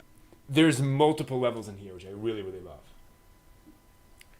And then we cut to this, kind of classic shot of just kind of the city and the to be continued, which I will admit is not the most amazing ending to the episode. It's a bit like panning up to the sky, but that's okay. It happens sometimes.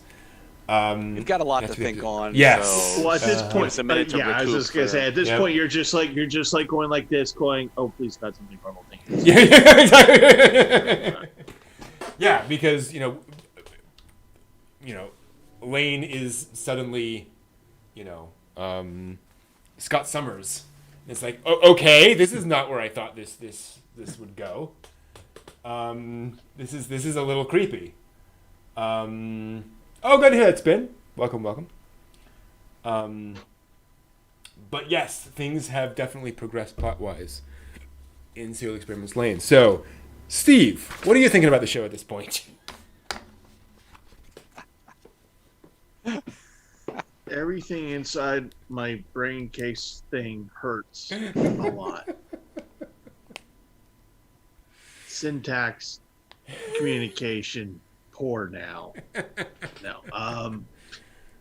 Actually, I'm really liking it. I'm listening to theories and trying to make the pieces fit. Mm-hmm.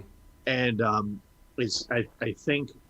I think one of the things I like about this is that it's fair in storytelling, in that that it's you're not.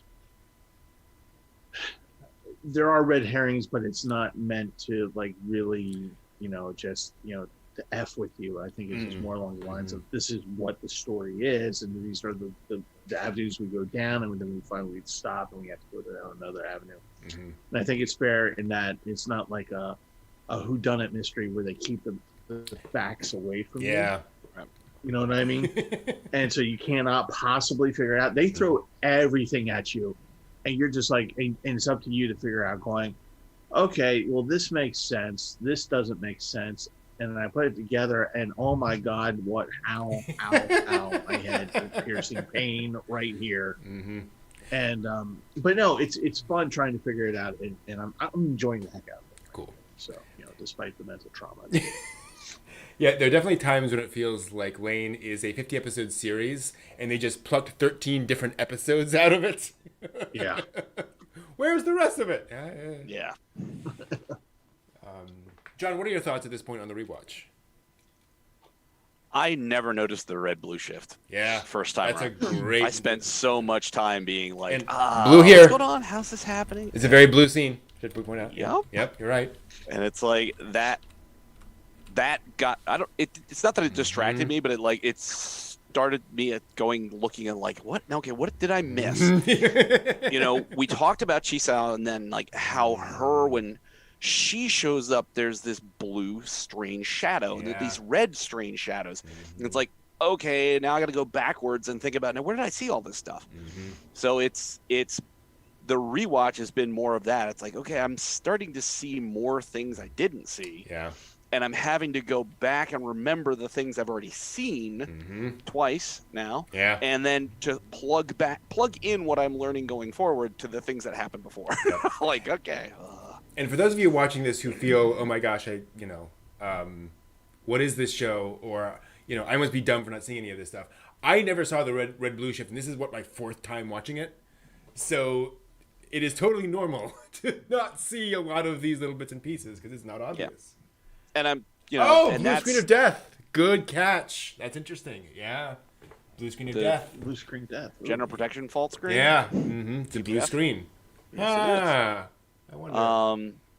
But yeah, I mean, there's absolutely no doubt in trying to focus on the things that are there that I missed a ton of other stuff that's in there that I just haven't, I've only got so much brain. Steve has adequately pointed out there's only so much this to go into that. So yeah, there's a lot here. Yes. Yeah, it's why. And Brent, you're rewatching. What's your feelings? I'm as I mentioned before, I'm very glad that it's been a while since I watched Lain. Because coming at it from a fresh perspective is very helpful. I think there are so many different bits and pieces that you can get kind of distracted. You can get sort of really focused on the weeds of the details of the show and not appreciate all the groundwork that's being laid, all the different pieces, like the I'm sorry, which hit like a ton of bricks this time, and I realized, oh, that's going to come back around, and I'm thoroughly enjoying it as Lain is, as I mentioned, Lain's a giant jigsaw puzzle. And you're seeing these little pieces, and I'm enjoying seeing the pieces now because I can see more of the patterns between the pieces. And also, I got to admit, in the early watchings, I wasn't as much of a... The characters didn't connect to me the way they connect to me now.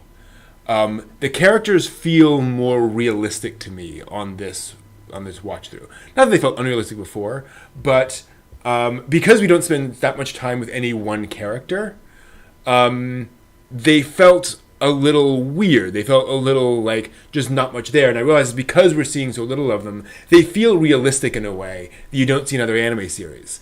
None of the characters here fit an anime stereotype. And I really appreciate that. That it's not trying to fit anything into an existing mold. Instead, you just have people who are going about their lives and doing their things. And, we'll meet somebody who is a pretty crazy anime villain type, but you can also kind of see where he's coming from. Like I've met people who are going down that road probably at some point in the future. So that's pretty cool. I really like that stuff. And I hear you more. Episode 4 is a little fillery. There's a lot of the material is stretched out a little bit in this episode, but I think we're rolling at this point. We've got a lot of material to work on, and to kind of to chew on at this point. But yeah. And then there's kind of the general distance of the story. You're right. Lain is an introvert, and she's shy, and so she is not connected to anyone else. But she will be.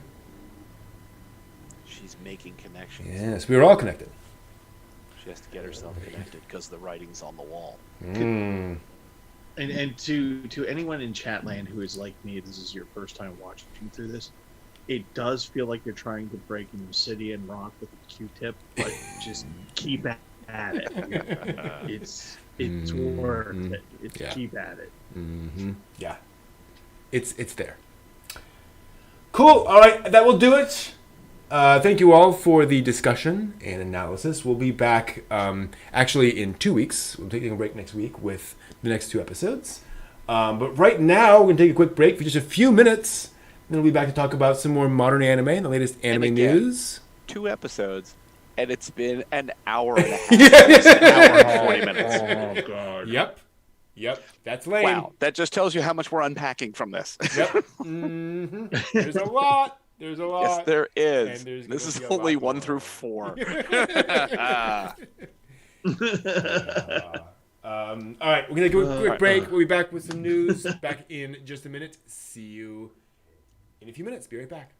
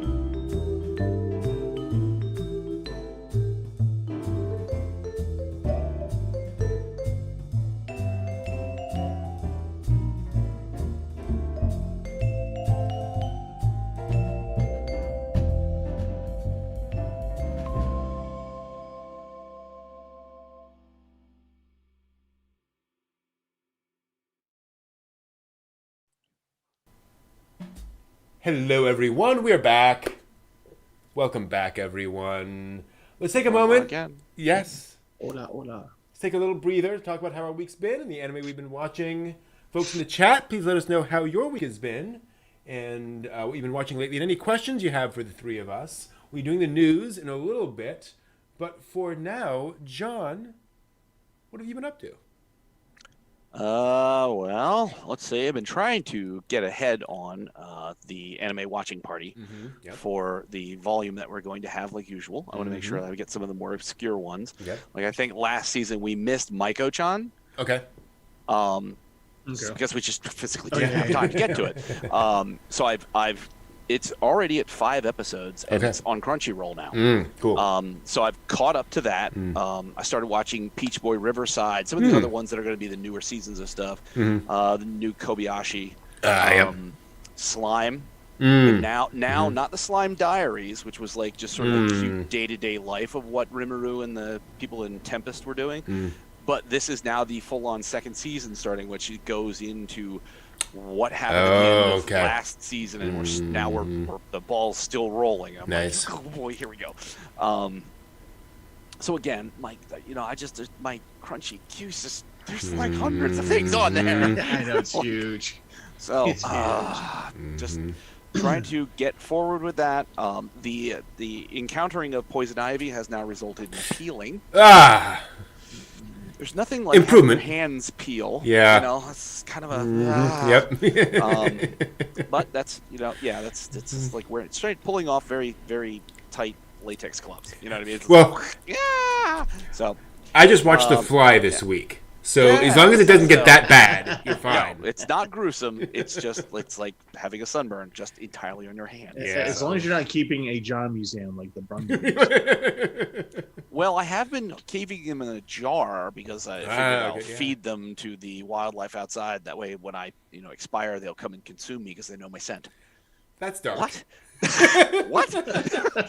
I'm sorry. We've been and watching Lain. We went there. We've been watching Lain, so crazy theories are abounding. That's fine. Yeah, so that's been the week, and it's just. I need them for my sister. I need them for high quality parchment. You can't write the Necronomicon without skin. Yeah. So, and then as if we'd said before the stream, as Steve has observed, it's been like a long week.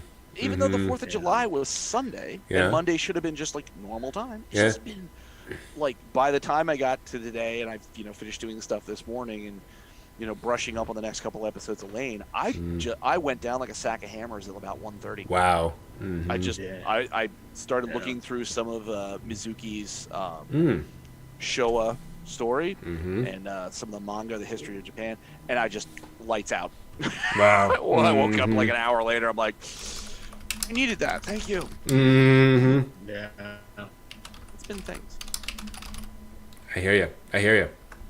Well, I hope next week is not as full as this week. Nice. Yeah. Nice. Steve, how about you? Yeah, long week. And much like John, there was a point today at work before I rushed back home, where I once a week for my coworkers I type up like the new beers I bring in and kind of give the descriptors and stuff like that. So I'm in the back room, typing this stuff up, and it was literally just kind of like typing it up, and then I blinked and I realized I blinked for about 10 minutes. Oh gosh! And like it was one long blink, and I was like, one of those where it's like, oh, wow, okay, wow. There's a lot of X's on the screen. It's like one finger. Easy. But yeah, so it's been a long week. But I did get to do a few fun things. I started geocaching. Cool. And nice.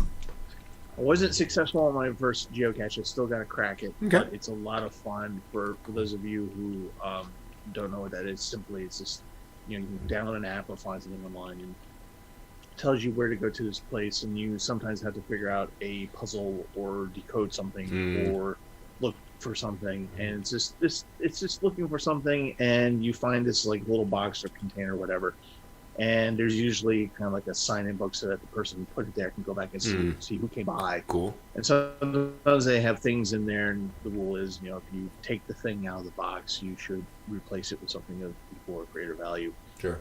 And it's just fun. It just looks like a lot of fun, and I'm having a good time with it. As far as like kind of like other stuff, there's a degree of comfort in old books that you've read over and over again. Mm-hmm. And speaking of like reading something and falling asleep, I refound this book on my shelf, and I don't know if you guys remember this one.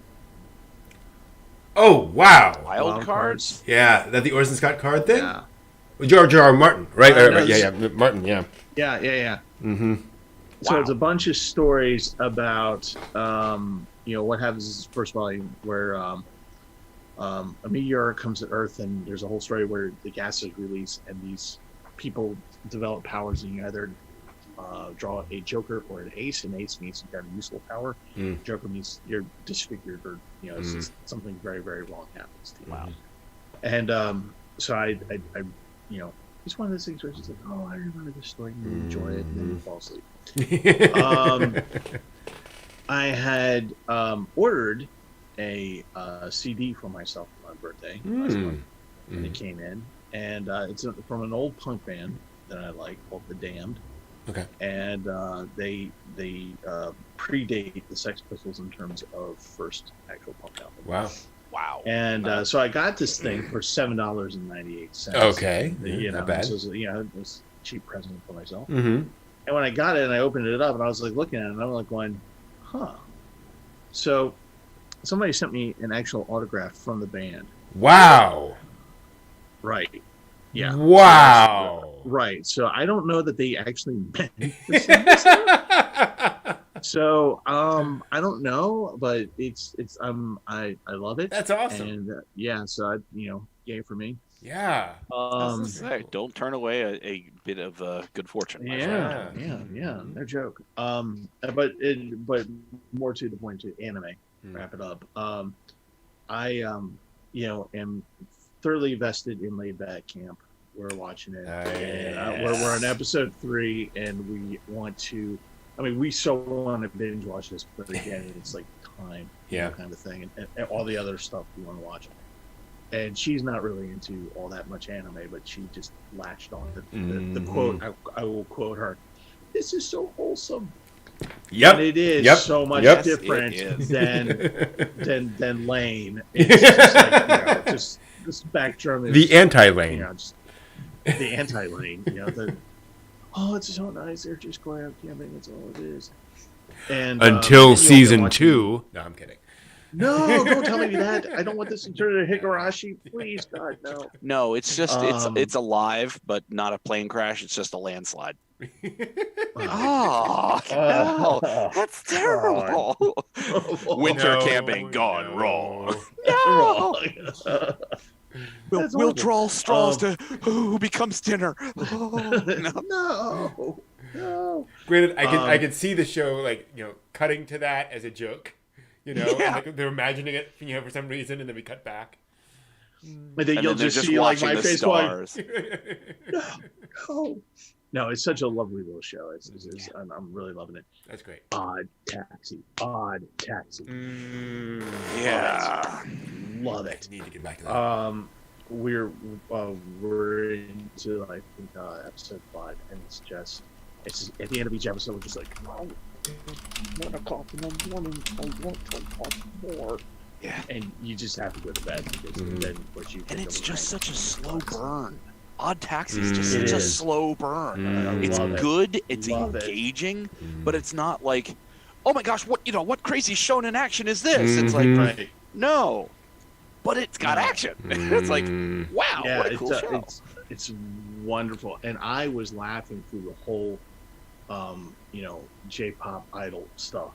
That storyline in there, and I was just kind of just laughing because I'm just like, yeah, that would be me. That would be so me. Yeah, I love you. I'm gonna buy all your albums once I get some money.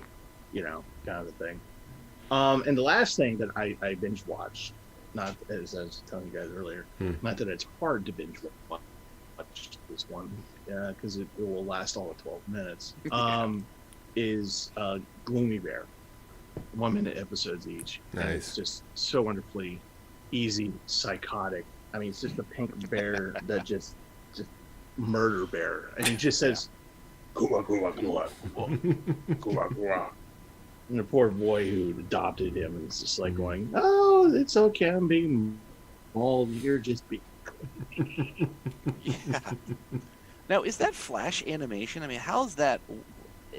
It's obviously It is computer Flash animation. Okay. It's almost like the animations. It's like almost like app game animation. Yeah. And it's just very simple. You're not gonna get anything out of it, but in terms of the animation, but it's just definitely 1 minute's worth of like setup, unmitigated violence, hook, statement at the end. And you just go, okay, that was funny. I'll go to the next thing. No, I gotta watch this. And you just keep going. So Funky Fago in the chat room this week rewatched Angel's Egg. Oh. Yeah. Just Wow. good on you for coming back to that and rewatching that after 20 years. Good for you. Yeah. There's a lot to unpack there. It's a that is symbolism of the anime. Boy, that's a cool thing. But if folks want something very symbolic and very heavy, Angel's Egg is very much that. Mm-hmm. And go back through the archives of anime archaeology, and you'll see our review of it. Absolutely, we talked about that earlier this year, I do believe. Yeah. Captain Laser has been watching Last Exile. Last Exile. Ooh, Yeah, I like that one. classic one. Really fun one. It's been watching White Album 2, which is cool. Okay. Yeah. Granted, I've not seen White Album 2, but heard good things. I got partway through Last Exile, back in the DVD days, and then did not get the rest of them. So I need to I think I've eventually collected it, and it's probably streaming out somewhere. But I had to pause. I think it's still on Netflix. Okay, yeah. I think it's still on Netflix. Yeah. Well, and with the sequel that came out a couple of years ago, I think that also helped to bring it back up. But yeah, that's Angel's Egg. So for me this week, I've been sort of the old and the new.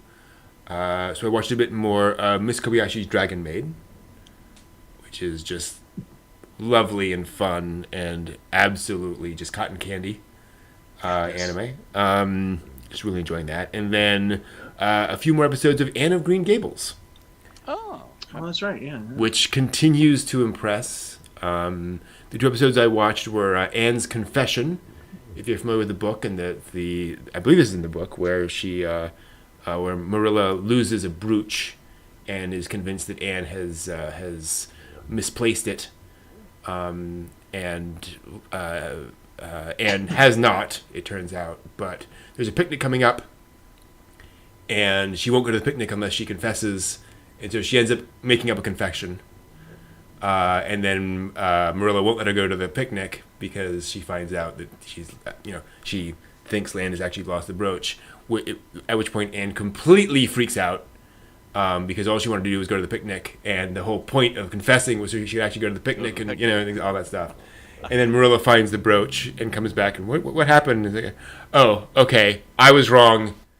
My apologies. And then she goes out, and there's a wonderful moment where she finds Marilla finds the brooch, realizes what's going on, looks up, walks downstairs, walks outside, finds the teenage boy who works in there and says, "Hook up the carriage. It's an emergency," and turns around and walks back. And he's like, and she goes up to Anne's room and is like, "Okay, what's going on here?" Finds out what's going on, and then is like, "Okay, you're going to the picnic. Everything's fine," and Anne is happy. And that's one episode. Like that's an entire episode right there. And the next one is Anne going to school for the first time here. Oh. And that's the episode. She has her first day at school. Nothing happens. Nothing bad happens. She meets people. They sing a song. over recess. The school fight song. Yeah. And then she comes home and chatters away to Marilla, and that's the entire episode. And that's Anne of Green Gables. It's just so wholesome, charming, all those kinds of things, but adapting that story so well. So really enjoying Anne of Green Gables. Just a really, really nice show, and definitely some melodrama there. Definitely not as relaxing as as Miss Kobayashi's, because it's some of the other stuff going on with Anne and so forth. But now, is Anne of Green Gables 25, 50, 60 50. episodes? 50. Yeah. And they are adapting the entire novel. They're just, taking their time. And it's not slow. They're just, and they add some other stories in there as well to flesh it out. Okay. But they're just, and I think I mentioned before, the first episode ends with Anne and Matthew in the cart on the way to Green Gables. It's literally just Anne shows up, Matthew comes to pick her up, and they leave. That's 24 minutes of the show. And it's super engaging. It's amazing. Definitely worth checking out if you all are interested in that kind of stuff. 1979. Wow. Yep. When did Heidi come It would out? make a theme park. Yeah. And 74 was Heidi. Wow. Yeah, Okay. 74, 75, I think. So these classics of the 70s. Yep. Mm-hmm. It's funny you bring up Heidi. That there was such a big Japanese tourism boom in Switzerland. Yeah. That, and about a few months ago, I was watching a video about one of those kinds of trains that goes up a steep incline. I forget what the Little cogwheel train. They're thing. talking about that. Yeah. And then it's going up and it unloads. And the video was filmed probably about only 2 years ago. Mm. And the train opens up and half are Japanese people on the mountain in Switzerland. It's just, it's crazy. Yep. And the other half are avid yodeling fans. Oh, cool. Later hosens as far as the eye could say. Yeah, it's... Do I hear that?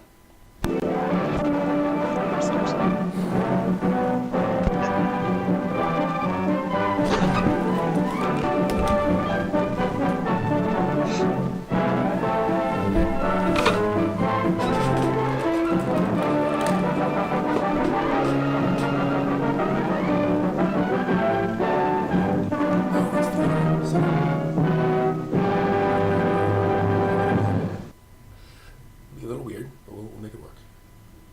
And I know you all can hear me, that's fine. Hello and welcome. I think we're over here. Okay. Video screen's a little bit off this time around, but we'll make it work. Totally fine. Welcome to the latest anime news for the week ending... Oh, I can't do it this. Hold on. I have something in the wrong window. I got to move a window around, and then we'll be able to do this. There we go. Just took a minute. Welcome to the latest anime news for the week ending July 10th, 2021. And let us begin. We'll have just sort of a different talk this time. I'm just going to talk things through. Beginning with Future Boy Conan was announced for a North American release this week. Very exciting. Future Boy Conan was Hayao Miyazaki's first and last and only anime TV series. It is a sci-fi adventure post-apocalyptic-esque anime series. Also came out in the 70s. Speaking of 70s anime. We licensed by G-Kids, the folks who've been doing a lot of the Miyazaki and Mamoru Hosoda films in theaters. And it will be a 4K restoration with an English dub, which is pretty cool. And one reason dubs are important is because an anime TV series generally can only... it's rare for a sub-only anime series to get showed on television. So with a dub, there's a chance they could actually show Future Boy Conan on TV somewhere in North America. So that's pretty exciting. Conan was pretty big deal back in the time. People were very aware of this as an anime series. They were aware of Miyazaki with his work at Toei. And so it was definitely a feather in his cap. Conan ended up becoming a major inspiration for Castle in the Sky, with character designs and concepts and so forth and so on. And so we're finally going to get it. I will say, they show some of these sort of restored images from Future Boy Conan, and you can tell it's been, improved from 1979, and that I don't think the staff really expected this show to be shown in this sort of resolution. It looks fine, but it's like there's a lot of little things where it's like, oh, the line doesn't quite connect there, and all these other little things where just you're moving quick for your anime series, your anime TV series. So I'll be curious to see, and also like there's one of the problems with shows these old, and I'm not sure if it's a thing with Conan, but if you have like multiple layers of cells on top of each other, that can like darken some of the other images on there. So like a character will be standing next to somebody else, but like will be one shade darker than them. And I'm seeing things that look a little bit like that in some of these images, so we may have that effect as well. So we'll see. We'll see what the 4K does to this particular release. Hopefully, it'll just make it more endearing. Yes, right? Exactly. That is the hope. Quirky, and endearing. Exactly. Have you guys seen this at all? Not me. No. I'm looking forward to it at some point. So now it seems that point has come. Yeah. I feel like I have, but I can't remember. Okay. Did you and I watch it? I don't think so. I mean, it's like 26 episodes, so it's a fairly. But I may have shown you like an episode or two. Wouldn't surprise me. Yeah, that's probably what it was. Yeah. Yeah. Now the question is, do you think? What channel do you think would show Future Boy Conan? Like, where could this possibly go on American television? Because it's kind of a kid's show, but like it's pretty dark. It's kind of Castle in the Sky-ish, where does this fit? Classic anime does not have a lot of homes on American television. I think they'd probably put it on G Kids. I mean, like on cable. Cable? Yeah. Like, what cable channel would show this? Maybe Anime Network. Is that still around? Yeah. I think it is. Honestly, I haven't checked it in so long. But, I was trying to think. It's like, well, Nickelodeon with Airbender, it's like they're used to long storytelling. They could go for this. But I'm not entirely sure how dark Nickelodeon would like another show to be shown. Mm-hmm. Yeah. That they haven't created themselves. Mm-hmm. Disney could grab a piece of that, but again, yeah, that's a good call. Yeah, not entirely sure. I mean, Disney loves content, and Disney Plus, they're always needing more stuff, so that could be an easy pickup for them. HBO Max, that's true. Did do all of the Ghibli films, and so there's that history. And HBO, that's not crazy for HBO. I mean, I'm assuming Netflix will get it and broadcast it at some point, but it won't. I mean, that'll be Netflix-ish. That won't be commercial television necessarily, or cable television. Yeah. Yeah. I mean, because I certainly, obviously, the Sci-Fi Channel's not going to do it. No. I don't think Cartoon Network is. No. I mean, there could be a chance if they got it, you wouldn't see all 26 episodes immediately. You'd see it over like the next 5 years. Mm-hmm. So, yeah, it's not a great fit for them. No. Yeah. Because you'd only have like the Toonami slots. Mm-hmm. You can only show a little bit of it at a time because everything else is already sort of slotted in there. Mm-hmm. So it would be like an episode a week for 26 weeks. Yeah. At best. So. Fungifago is absolutely correct in chat. If you've seen Keep Your Hands Off Eizouken, then you've seen a bit of Future Boy Conan, because that is the anime in episode 1 that inspires the main character to get into anime. They show clips from Future Boy Conan and sort of, and obviously they reanimate it for their show, but it is clearly Conan in those clips. So and we know how much I love Isaac. Yep. Oh. So there we go. There we go. If you love Isaac, you might want to check that out. Nice.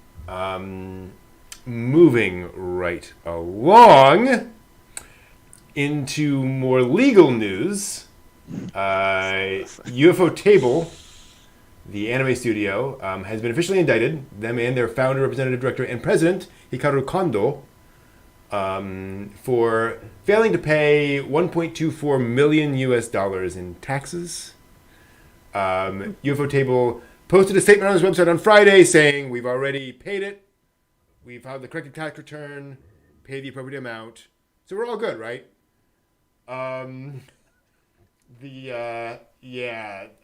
This broke on the Kyoto News Service. Yeah. This was tax owed over the course from September 2014 to August 2018. So it's not like 1 year. It was over the course of a lot of time. Previous reports in the Mainichi Shimbun claimed that Kondo hid about 30% of the proceeds from some of their anime-themed restaurants in a private safe. And that they owed $1.28 million US in taxes when that investigation was developing. There was a previous report that they misappropriated funds from a charity auction from the Great Tohoku earthquake. Of course they did. That would violate the penal code and carry a prison sentence of up to 10 years.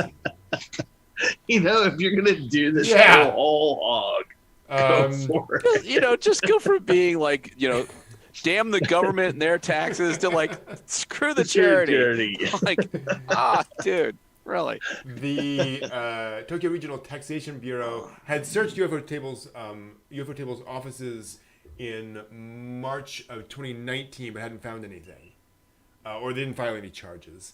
Now, why are we saying this? By the way, Kondo eventually resigned. Why are we mentioning this? UFO Table makes Demon Slayer. Right. And Fate. Which means they print money. Yes. Lots and lots of money.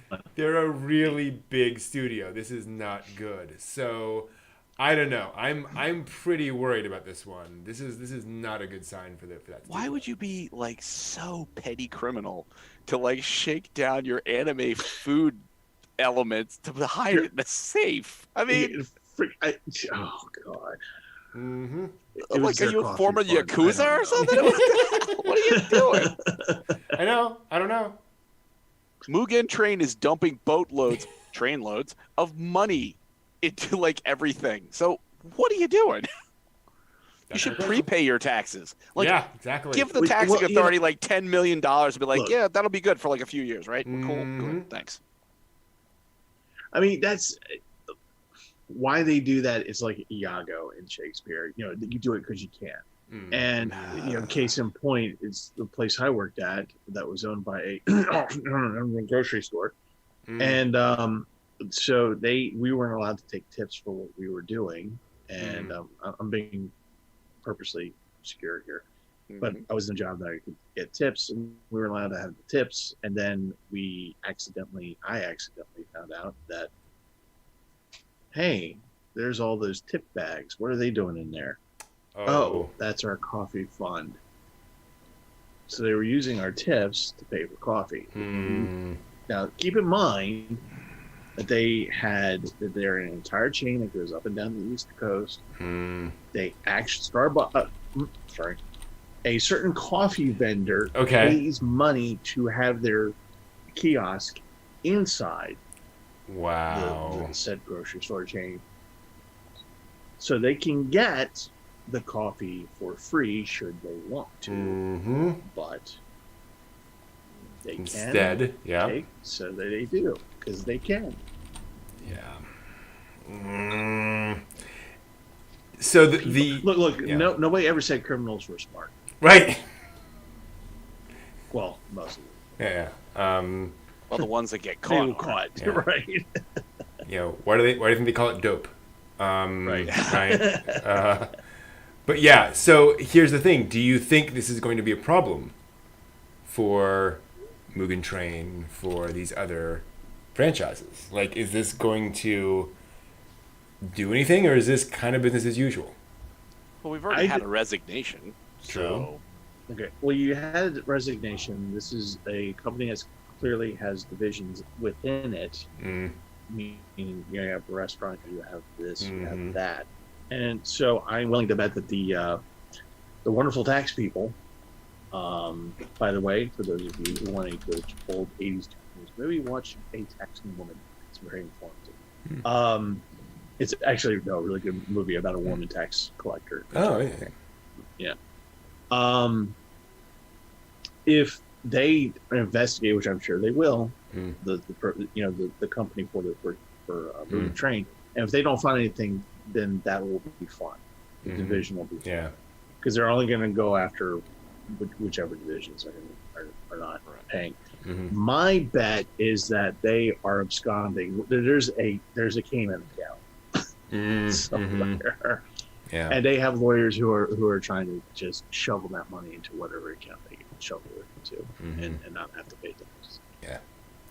So I would be worried only insofar as if the United States said, "Oh, we're going to tag team on this," then you got a problem. Yeah.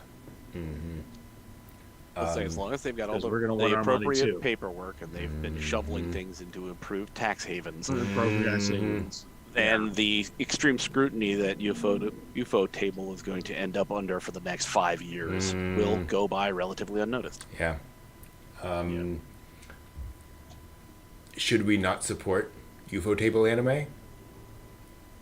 Given the fact that they are they allegedly misappropriated Tohoku earthquake charity funds?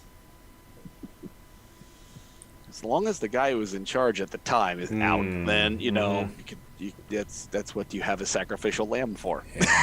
Right. We might be horrible, but that guy was the most horrible, so he's gone already. Yeah. $20 says there'll be very much redemptive charities happening in the next 6 to 8 months. Yeah. Yeah. And I mean, for all fairness, you have something like misappropriation of those kinds of funds. It's not typically the entire company is drawn together in like a big auditorium and be like, "Hi, everybody, we're all employees. We all work here. We're going to steal charity money. Right, Are you all good with this?" You know what I mean? So it's like you shouldn't make the body politic. Is everyone okay? Some stupid people's ideas. Yeah. Oh, did we lose Steve? Oh, there he is. Yeah. Yeah. And to be clear, Kondo resigned in 2019. He's been gone for a while, and so the charge was against both UFO Table and Kondo. So it sounds like it was this bad thing happened. We're now officially sort of acknowledging it, but UFO Table is saying, we've already paid it. We've already settled our accounts.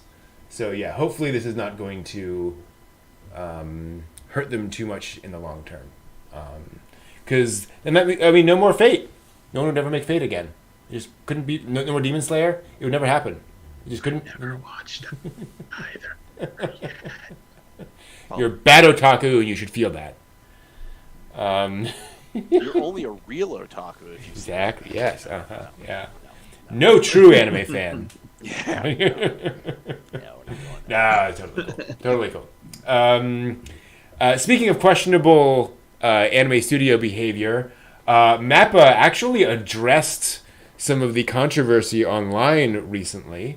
There was a Twitter thread, I think we mentioned last week, from Ippei Ichi earlier this month, complaining about a certain anime production that was being produced at Mappa for Netflix and how low the rates were for that. And it got a little complicated because he was specifically complaining about Netflix, and that Netflix was offering this money, and Mappa was thus offering that money. That was all Mappa could offer because Netflix was being cheap.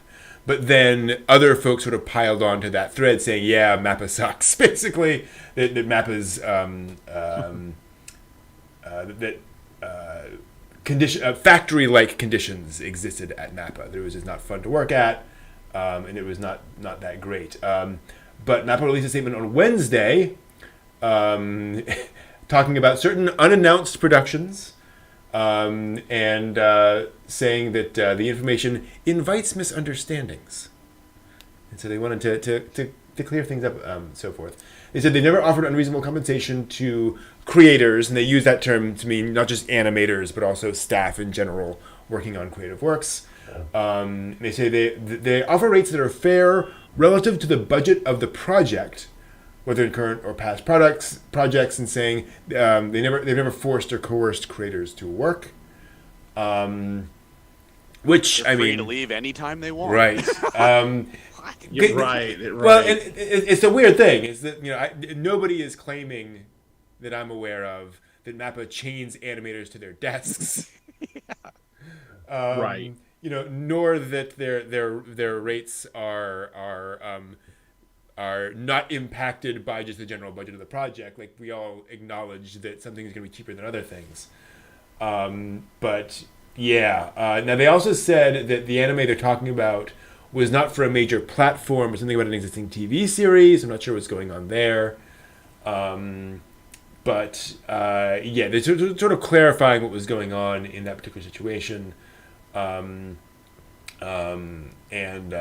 what's going on all there. Now, the other side of the coin in this story is that Mappa also recently announced a new studio annex.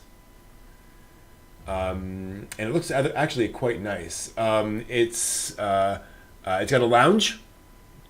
The desk materials are designed with like warm wood, materials. So, and the notes on it explains the lack of skilled animators has been worsening lately. One of the various causes is because skilled people in the anime and games industries have instead been going to China, which is in a good economic position. In order to secure the skilled talent, the workplace environment has to improve.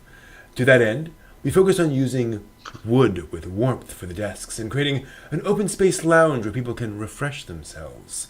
In the future, we're thinking of gathering all the annex studios for this production company into one big site along the Chuo line. We will create an animator's village brimming with nature and establish it alongside a shop and cafe that fans can also visit. Or you could just pay them. What's also interesting about this story is that the director of Chainsaw Man at Mappa tweeted, and I'm going to quote the tweet, which is in translation, to give you an idea of how much Japanese you can fit in a tweet. One of the reasons why Twitter is so popular in Japan is because Japanese characters produce so long. So here's the tweet. We are making Chainsaw Man here, as in this annex. It's close to the station and convenience stores, and its interior is nice as well. If you're a young and motivated digital animator, I encourage you to work with us if you've got the interest. Depending on whether we're able to prepare things for them, I'm thinking of proactively reaching out to students, newcomers, and people without experience yet in the future. So if you're interested, by all means, reach out. It's a hell of a tweet. Yeah. Yeah. But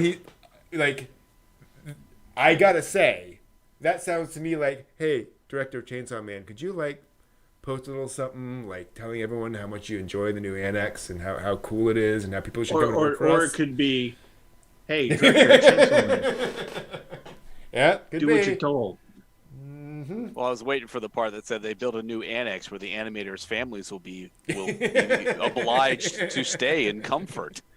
What? Yeah. Wait a minute. Are you holding my family hostage? No. They're guests. They're guests of the studio. Get back to work. Exactly. Yes. Oh. If you want little child to eat. And again, why should we care? This is the studio behind Banana Fish, behind the final season of Attack on Titan. Well, they worked on it.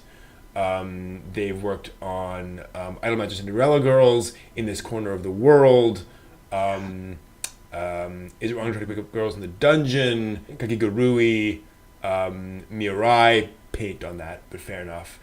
Persona 5, the animation, some tweening on that, Psychopaths, Punchline, bunch of work. Mappa's done a lot of stuff. Variety of stuff. Yeah, totally. Every time I hear that company's name, for some reason, I think of Nappa from Dragon Ball Z. Ah, okay, yeah. Mm-hmm. No, I thought you said Napa as in California. I was going to say, I always think the Napa Valley. A fine wine from the Napa region. Yeah, that's exactly that's what I meant. It's a fine anime from the Mappa region. Oh, well, very good then. The Mappa Village. Yeah, exactly. So yeah, I mean, here's the question. So I think Mappa's in a somewhat of a difficult situation here. I suspect that Mappa legitimately is not getting Chainsaw Man is not getting the biggest budget in anime, right? Yeah. I think they're in a situation where, they're producing things relatively on the cheap, and so it's not like working at a at I'm trying to think of a good example, because Ghibli's not a good example. UFO table? Yeah, there we go. No, hold on. But it is kind of factory-like conditions because that's kind of the nature of anime studio work. The problem with the Annex announcement is that it sounds like, we're like all this money is going towards this Annex, which will make things nicer for the animators, but it's not like paying their rent. Right. Which hence my scream, or you could just Right. Exactly. So is But warm wood. You But get warm warm wood. wood. Right. Money's cold. Oh, you know what Wormwood sounds to me like? Fire. And what is fire? Fire is pain. I mean, and again, here's the problem. Like, I don't think anyone sat around and said, instead of paying the animators more money, let's build an annex. Right? I don't know. Yeah. Where's their studio located, by the way? Because if it's like prime real estate in Tokyo, they paid like a ridiculous amount of money for this. Yeah, I got that. But yeah, I mean, what can they do at this point? Like, how do you solve this?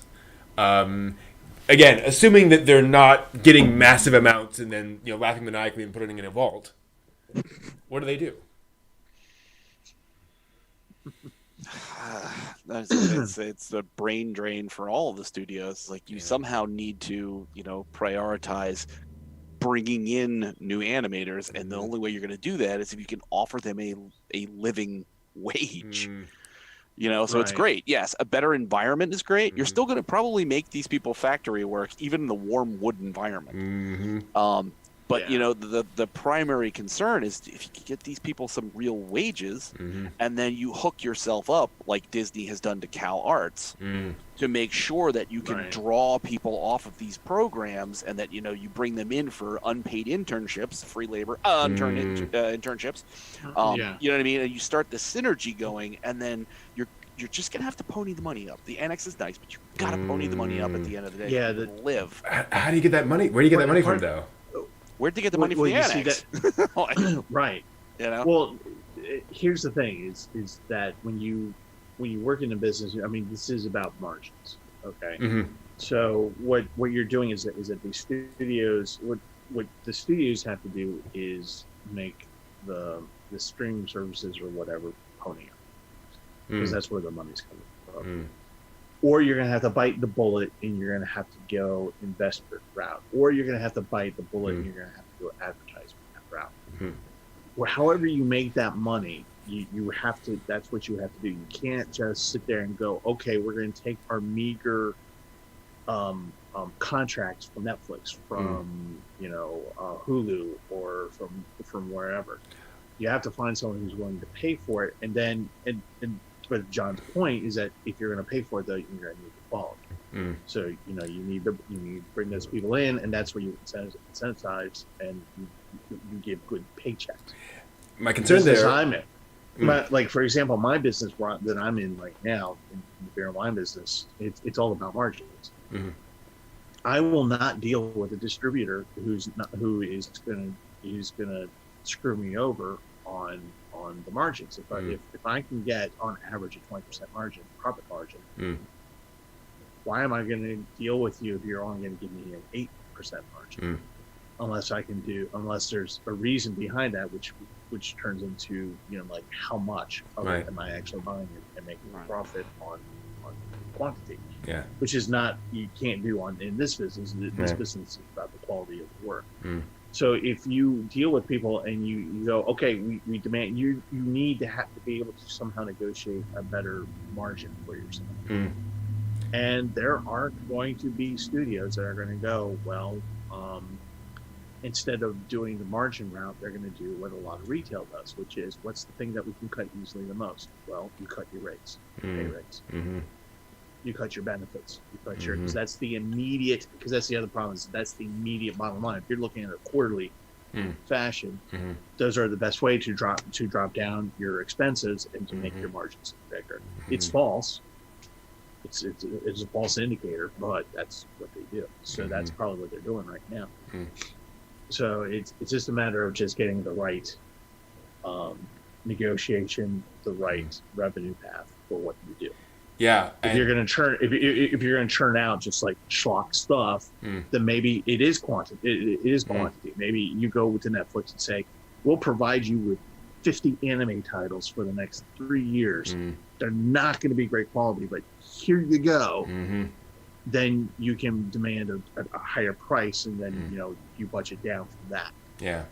Or you go high quality and you just go, if you want, like for example, Ghibli could do this at any time that they wanted to, which is, oh no, you're going to pay us a few $1 million for this movie to appear on your streaming service. Okay, because it's Ghibli. Mm-hmm. Yeah, and I guess that's the problem that the industry is having, is that metaphorically, everybody is only offering an 8% margin. And so, if you're not going to take it, I'll just go to this next studio and they'll take it. And the production company system is the system that's going after advertising and all the other stuff, and that's that was the original solution to the problem, is that we'll get 10 different companies in this production committee and they'll all put money in and they'll all do all that sort of stuff. But that doesn't work in the age of streaming, where Netflix is the big boy, so to speak, and they're just like, here's the cash, you're gonna make the thing, done. So yeah. Well, you could do what the Castro neighborhood in California did with Coors Light. Walk away. The entire neighborhood just would refuse to sell their product. Mm-hmm. You could have animators just refuse to deal with Netflix. Yeah. I mean, it would be tough. Yeah. It would be tough And with them, in an already tough situation. But yeah. if that's what it takes to make people listen, and that's the, and I think that's a really important point, is that I think this doesn't stop, or this doesn't change without like anime studios going out of business, right? Like that's the kind of thing that's going to happen as a result of trying to change this kind of stuff. And so it's going to say, we're not going to accept anything below X, and they get nothing, and they keep looking for stuff, and nobody gives it to them, and eventually they fold because they just can't get, and that's going to be a wake up call. I don't know how to solve this in a non-dramatic fashion, unfortunately. I think I think you're absolutely right. It's going to take things like that, of people just saying, we're going to fall on our swords on this one. Unionize. Nah. Yeah. Or us otakus will have to sit down and just go, we won't watch. Mm-hmm. Good luck. We won't watch. Good luck on that one. I know. I mean, yeah, right. Yeah. But I mean, seriously, if you are, if you're worried about it, like with Netflix, there's $16.95 a month. You can stay right there just by going, nope, we're not doing this anymore until you improve. Mm-hmm. Yeah. It's gonna be interesting. It'll definitely be interesting to see how and if this changes. And again, to be clear, this is one company out of a large industry. This is one example. There's lots of other things going on. So I don't mean this to be doom and gloom, but it is an interesting situation that does not have an easy solution. That's true. But let's talk about something happier. Happy. Let's talk about Kyoto Animation. Yay. Oh yes. because they recently showed off 2 new commercials, which are quite exciting. Imagination and Vision. Why should we care? Because it's KyoAni. Because KyoAni, but also because Free Iwatobi Swim Club came out of a commercial. It was they did a commercial for, I think it was a sports drink, and Kari Sweat. Yeah, something like that. And they apparently they basically said what does every like sports drink have? You know, girls in tight-fitting swimsuits running along a beach, whatever, right? So we're gonna do that, but it's gonna be all guys, and we're just gonna show you 5 hot guys in speedos running along the beach, you know, doing the sports drink, and that kind of blew up, and it was very successful, and so from that they decided to make Free Iwatobi Swim Club. I believe Sound Euphonium was also Tobacco Market. They made a commercial that was very similar to what became Tobacco Market. So, excuse me.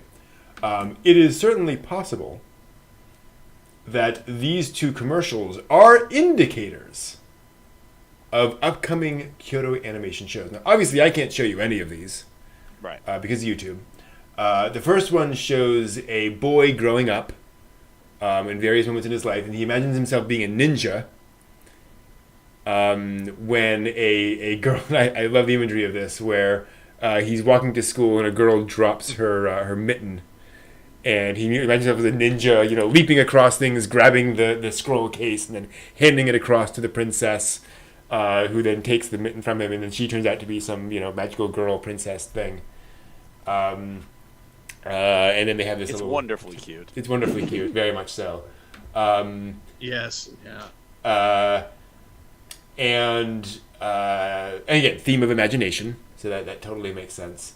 Do you think this might turn into something, and if so, what? What would that anime series be? It's exactly what you see.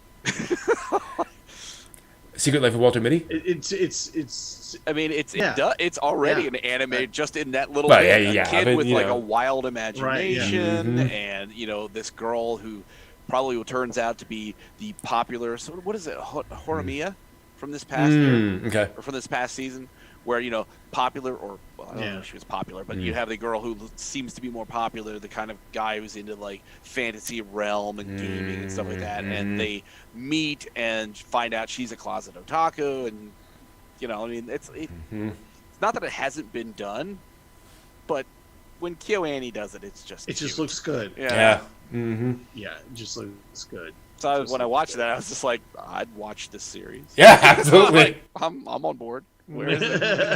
Is it coming soon? Yeah. The second one is called Meiji Edition, or Vision. It features a boy and a girl in like Meiji era Japan, imagining like this awesome, almost like steampunk-ish future from the Meiji era. There's this like rocket monorail, which is really cool in it. Which is chugging. Which Yeah. wow, it's chugging like a steam Yeah. train, but it's got a rocket. I'm like, that's cool. Very, very imaginative. Yeah. All that kind of stuff. Go ahead. That's the one. That's the one I would buy into. I really enjoy that one. Well, because the Meiji Restoration was all about modernization anyway. And I like the part where they open up the scroll and it's just the light opens up on them, and then they see like their town Just building builds up into this like retro future, like a retro, and it's just like it would just be a wonderful anime of them being able to travel from where they are now to a could-be world, you know, and just kind of going back and forth. It's just really, really nice. I'd watch both of them, actually. Yeah. I totally would too. So the good news is they're probably making that. Back in 2018, they announced an anime adaptation of the 20th Century Electricity Catalog novel, which is the story of a 15-year-old living in 1907, who is the sort of clumsy daughter of a sake brewer, who meets up with a young man who's very excited about the future of electricity. The only way to stop her impending marriage is to find the Electricity Catalog, which is a prediction book about the upcoming world of electricity. Wow. So, yeah. I think that's what we're getting. What was the anime? It was the Lamplighter? Yeah. The Old Man's Lamp. OG The Old Man's Lamp. Mm-hmm. Yeah. Yeah. I was going to say, that I'm sold. I'm sold on whatever they're doing with that. Just sign me up now. Both of them. I'm with Steve on that. Both of those. Sign me up. Yep. The director of that short also directed a little show called Miss Kobayashi's Dragon Maid. As well as The Melancholy of Haruhi Suzumiya. Well, damn. Mm-hmm. And a handful of other things. Have I got the right one? Yeah. Air. Clannad. And Cloud After Story. He did a bunch of storyboarding, episode directing, and advising on K-On! He directed Love, Chunibyo, and Other Delusions. Yeah. Nichijo. Sound Euphonium. Christmas card list. And a bunch of other work on various all these shows I love. Various shows. What's interesting, he also storyboarded and episode directed episode 132 of Pokemon, because why not? Everybody has at this point. Yeah, exactly. It's like One Piece guest director of the month. Right. of the episode. Very much so. What's also remarkable is that this is not a young buck. He also worked on I'm looking for it. It's Tezuka's mentor. No. He also worked on Fushigi Yugi, Fancy Lala, Crusher Joe, and Kimagure Orange Road. Good lord. Yeah. Now those are storyboarding and bits and pieces and so forth, but he's been around. Yeah. So, and obviously that was announced before the fire, so who knows when this is all going to come together. Right. But here's hoping. That'd be pretty cool. I have to imagine that, given that the high status of KyoAni, that they Yeah. probably do not have Mappa's problems with getting people to apply. I Yeah. imagine KyoAni's probably have to turn Right. people away. Mm-hmm. Yeah. Well, they're also in Kyoto, so very different sort of Yeah. just environment in general. Yeah. People might want to live there more. Yeah, maybe. All right, so we've talked about NFTs before. We've talked about cryptocurrencies before. What could be a better combination than NFTs and anime merchandise, right? Jesus. Yeah. So we have two different announcements here. One is for a new company called Rakuza. They're an NFT marketplace for anime cells. As far as I can tell, and they're unclear on this, they have basically scanned a bunch of anime cells and are selling those scans as NFTs. So again, an NFT is a non-fungible token. It's a unique digital item that only one person can own, cryptographically and cryptocurrency-ly, blockchain-wise. So you own this one physical item, or this one digital item. No one else can own the digital item. And they're doing that with anime cells. What happens to the cell? Unclear. It should also be pointed out, they admit they have not obtained express permission for the transactions from the copyright owners of the anime cells. Oh boy. Presumably they just have the cells or got access to the cells, scanned them, and are doing NFTs of those scans. Because technically, and again, to be clear, an anime cell is, if you have the cell, that means that company got rid of them at some point. Maybe they sold them, maybe they trashed them, whatever. So they no longer, physically possess those cells. It's not like anyone's, breaking and entering or anything here. So, copyright on a cell is a somewhat gray area, but also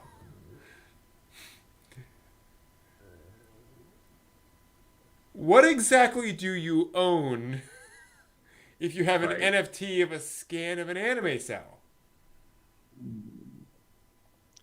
Nothing. That's what you own. Now, to be clear, when, what makes this even more complicated is we're not talking random stuff. We're talking Ghibli cells. They've got Nausicaa. They've got, you name it. They're selling those on their thing. Fist of the North Star, a bunch of other stuff, Dragon Ball Z, etc. Touch, Yu Yu Hakusho, Neon Genesis Evangelion. There is a let's see if we can find something a little more interesting here. So there's an let's find a cell, anime cell. Here's a question for you about this. Yeah. So they have a cell. Yeah. Somehow. Either they purchased it or arguably someone, they know has a cell and they say, hey, can we scan your cell? Mm-hmm. Do you then create, by that scan and creating the NFT thing, do you then create two distinct sellable items? The person who owns the cell can then sell the cell to someone else. Correct. But Yes. They can. only the cell. Because in allowing the scan, is there something that rides with that says, hey, Brent, you can sell your cell to Steve. But Steve, when you get this, the rights to that image have been sold to a third party. You cannot scan this or have anyone else scan your cell because this is the agreement we have. I mean, when you say cell, you're talking about the physical cell or the digital cell? Yes, the physical cell that once it's scanned, the digital image, you can sell that, but you can't you can't rescan the original cell because that right is gone. There is no mention I have found here whatsoever about the physical cells. So you could take the physical cell, take it to somebody else, have them digitally scan it, And make a new NFT. That's Yep. Yeah, that's why this is stupid. Well, you see, the whole point of the NFTs were to create a digital piece of art that is unique to itself. Mm-hmm. Like when the person who took the video of, I forget who it was that made the slam dunk. It's only a 30-second video. Dude sold for like $60,000. The reason why that makes it individual piece of art is because it was one person with one camera at a particular angle. It's all that. It's just that. Yeah. And that person can create a NFT to sell it, and it's an individual item. You can't really recreate that. So while the original person who took it still has the video, it's theirs. This other person who bought this, it's a single item that they bought. And now a cell is like is not a thing that is just unique to its. It's unique to itself, but it's not unique in terms of making it digital. Right. Right. So when you make it digital, it doesn't. You can just keep copy, and it doesn't mean anything, and you can just sell it. Whereas the person who made the video can sit there and say, "No, this is actually my video." And you're selling a copy. This is why when you do a photograph, you sell multiple prints. You sell like 10 prints, 1 of 10, 1 of 2 of 10, 3 of 10, and then that way you make off of your print, and you as the holder of the original, you can do whatever the hell you want. If you want to make more of those, you can. So the person who made the digital of the basketball player, if he wants to do it again, he can. Right. Dell does it; they can do that, but the value is not there. Why would you do that? Well, it's here's the thing, though. It's not. It no longer becomes unique. I've pulled up the site, and they're selling now on sale a cell from Princess Mononoke of Yakul, just Yakul on a green background. It is currently priced at $8,391 for the NFT. Yep.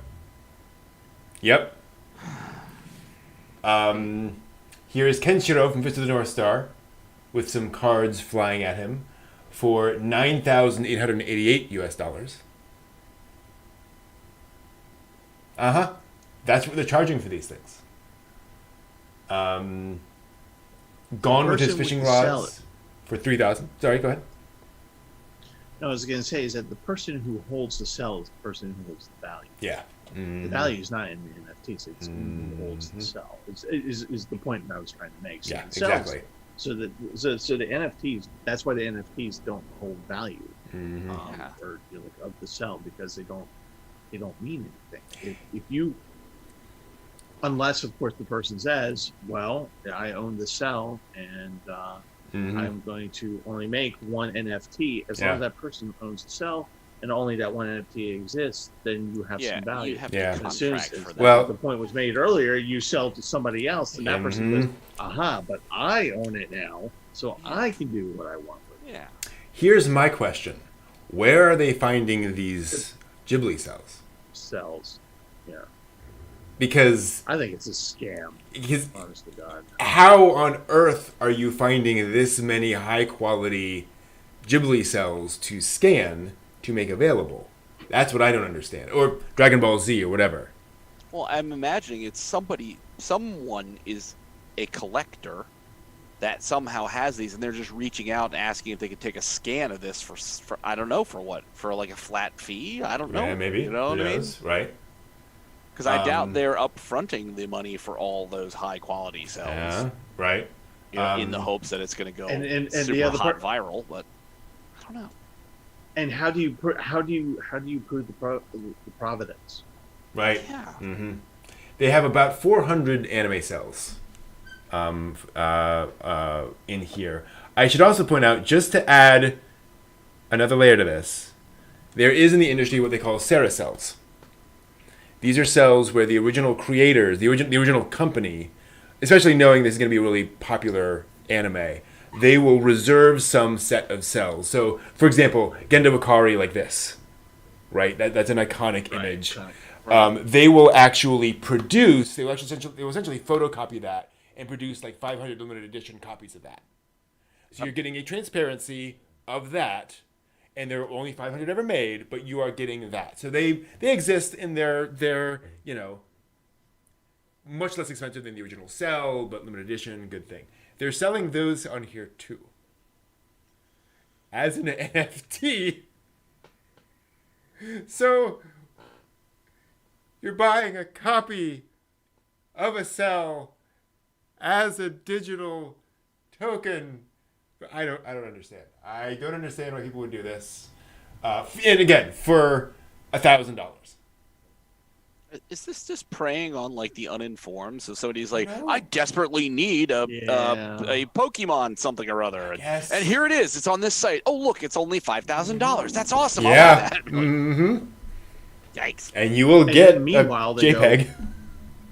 Right, and then meanwhile you go, wait a minute, I see this if I Google it, and I can right click and save. Hey. Yeah. Yeah. Very, very odd. And again, to be clear, there are multiple questions that could be resolved with more details on the site. We are speculating a lot about how this whole process works, so they could clear things up and it could make more sense. But as presented, it seems, not something that I would necessarily recommend that folks jump into. Just saying. I'd like to hop in my time machine, go forward about 25 years when somebody is going back through ancient video transcripts and things, watching this and going, wow, look at those old fogies talking about this NFT stuff. They had no idea what this was about. This is the greatest idea that ever was, and they didn't get in on it. Mm-hmm. Yep, probably. But, damn it. Quite likely. Also this week, other news stories that we wanted to talk about and mention, but maybe not go into as much detail. Some anime announcements. Oh, I forgot to mention that on that last story. One other thing on that last story, just sort of in passing. Also, Gonzo, the anime studio, has announced Samurai Cryptos, which is a blockchain and NFT technology. The president of Gonzo said it'll create a new era of animation for the NFT era with Japanese samurai. I have no idea what he means. What? And we'll focus on the keywords cipher, decentral, and solidarity. And they've got a bunch of featured designs by various anime creators like Makoto Kobayashi, Michinori Chiba, and Hiroya Ijima, who worked on like Last Exile, Gundam Double Zeta, Skate the Infinity, like well-known people. Okay. What I hope is that this is just an anime series featuring like blockchain samurai, like samurai who use the blockchain somehow, and they're just like really mixing their communication here and their advertising, and they're just like explaining this really poorly to everybody. They just have this really bizarre anime idea. Instead of a katana, Blockchain it's turns literally into a a chain. block with a chain. They're the blockchain samurai. Oh, this is about the NFT thing? What are you talking about? No, he has a chain and a block. It's what all the kids are talking about.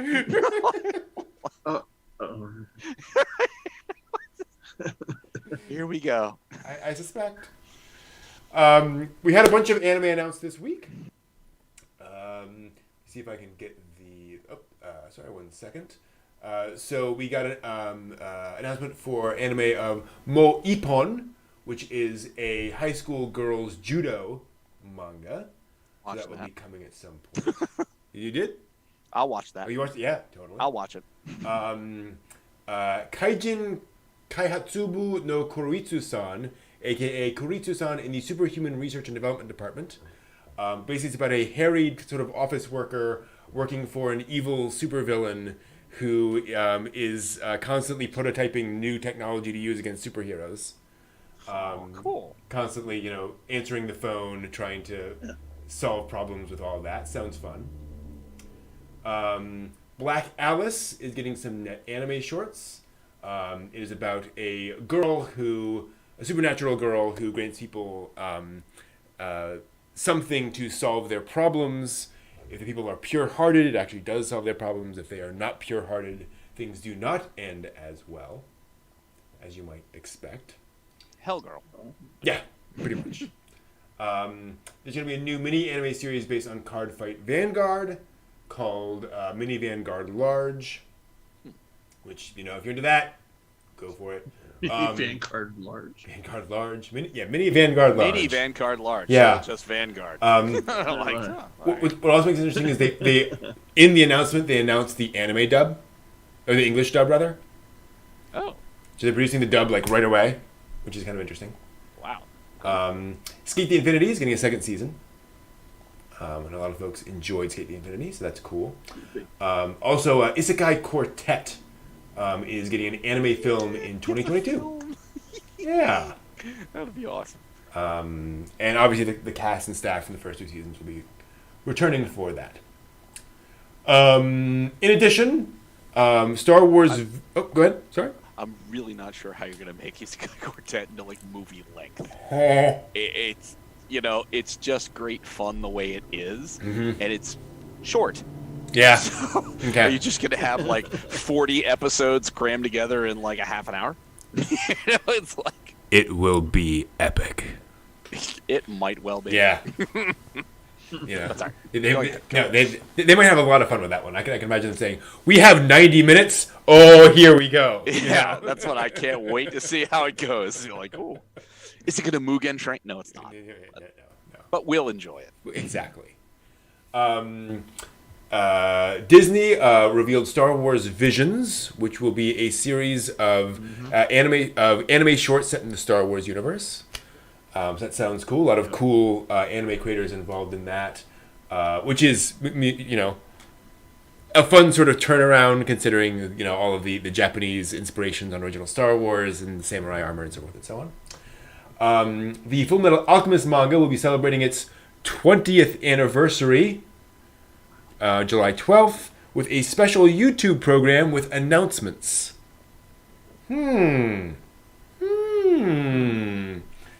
Perhaps they will announce something anime related. We will see. Who knows? There will be another 10,000 episodes of FMA. Awesome. Mor Hosoda's Bell will be an official selection at Cannes, which is pretty cool. Yeah. So it will be screened first at Cannes, the first Hosoda film to get an official selection at Cannes, which is good for them. Good for him. And finally, some manga announcements. ICV2 reported that North American manga sales were an all-time high in 2020. A lot of folks reading the manga in their COVID time.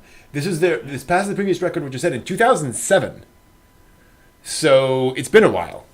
Manga sales had been not low, but they had not hit that peak in quite a while. There was a steep decline in 2008-2012 due to the global financial crisis, borders going under, less anime on North American television, and a smaller backlist of anime in North America. But we're back, apparently. Well, it's like COVID time literally gave people time. Mm-hmm. Right. Yeah, exactly. I also think there's a little... there are more anime fans now that will go back and read manga. Yeah. Not a ton, but that's more common than it used to be. Well, I know for a lot of the stuff we've talked week to week, it's like there's some stuff I've seen. I think I have to go see the manga because I'm not getting apparently all the story. Yeah. Yeah. Bolo 13 has broken the Guinness World Record for most volumes published for a single manga series with 201. Good on you, Golgo 13. It had previously tied with Kochikame. Yen Press has announced that they're going to distribute a bunch of digital manga to libraries and schools through their Comics Plus, through an app called Comics Plus. It'll be mostly Star Wars and Kingdom Hearts stuff, at least in the announcements.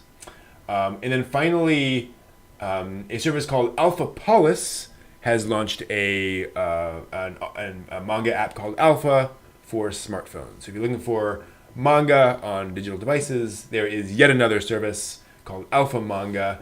It'll release new manga on a weekly or monthly schedule depending on the work. Obviously, some manga comes out monthly. The first 3 chapters for each manga will be free. And then beyond that, you can use in-app tickets to rent new chapters for 7 days. You can collect bonus tickets by logging into the app. So there's a little bit of gotcha in there, I think. Okay. I'll be honest, I am not familiar with almost any of these manga. I'm assuming Alphapolis is licensing less known one. They do have Gate, the manga adaptation of Gate. Yeah. You just picked up. There Hello. you go. You want some more Rory? Exactly. Rory Mercury. Yeah. Hell yeah. Re-Monster, which I have read and very much enjoyed, which is a not technically an isekai. A guy gets reincarnated, but he is not from Earth. He is from some Final Fantasy-esque world, which may be the world he is in. But he gets reincarnated as a goblin, low-level goblin, and has to kind of work his way up the goblin hierarchy and so forth. And got to make coffee and copies and run the mail around the office. It has some very adult content. It deals with some very adult elements in the first couple of issues, but it then does not do that later on. Dealing with how goblins procreate. So just be aware there are a few things like that. But the manga makes it very clear that they're Do we really need to see that? And that's the thing. And they don't show it. They're like, this is the thing that happens, and we're going to navigate around it and not do that in the future. Right. So Yeah, but there's stuff where you'll be like, oh, but no, it doesn't. The Goblin Slayer moment of, Right, oh, goodness exactly, gracious, yeah. yes. Okay. And then everything else again, offense and defense in Dates, from maid to mother, the villainous with special circumstances, a gatherer's adventure in Isekai, the time I will find happiness. These are all titles on there that I've never heard of before. But I gotta say, sometimes that's joy. Just zipping through a catalog. Again, the first three issues of all of them are going to be free. So this might be a good opportunity to go and expose yourself to some some manga, rather, that you're not normally available to. That's how I found Kurosaki Corpse Service. Hey? Is just arbitrarily. There we go. Funny. Yeah. Let's just say there's something to be said for the ones that are the popular and splashed everywhere don't necessarily give you as much flavor as kind of wandering into the catacomb and finding a little gem in there. Like, Exactly. Yeah. So that's all the news for the week. Thank you all for watching. We will see you all next week. Scrolling back up through the chat a little bit, as folks were chatting along there. Anime sells the new Pokemon trading cards. Totally. As long as you have thousands of dollars to spend. Polly Bloom asked me to do a topic on VTubers. I'll admit I don't know that much about VTubers to be able to discuss them. Perhaps I should. Yeah. I should probably learn more about VTubers because they're definitely popular. Well, as I say, I keep seeing announcements about various VTube is something this and doing that. And there's something going. I'm like, I don't know how to understand what I'm looking at. Yeah. Yeah.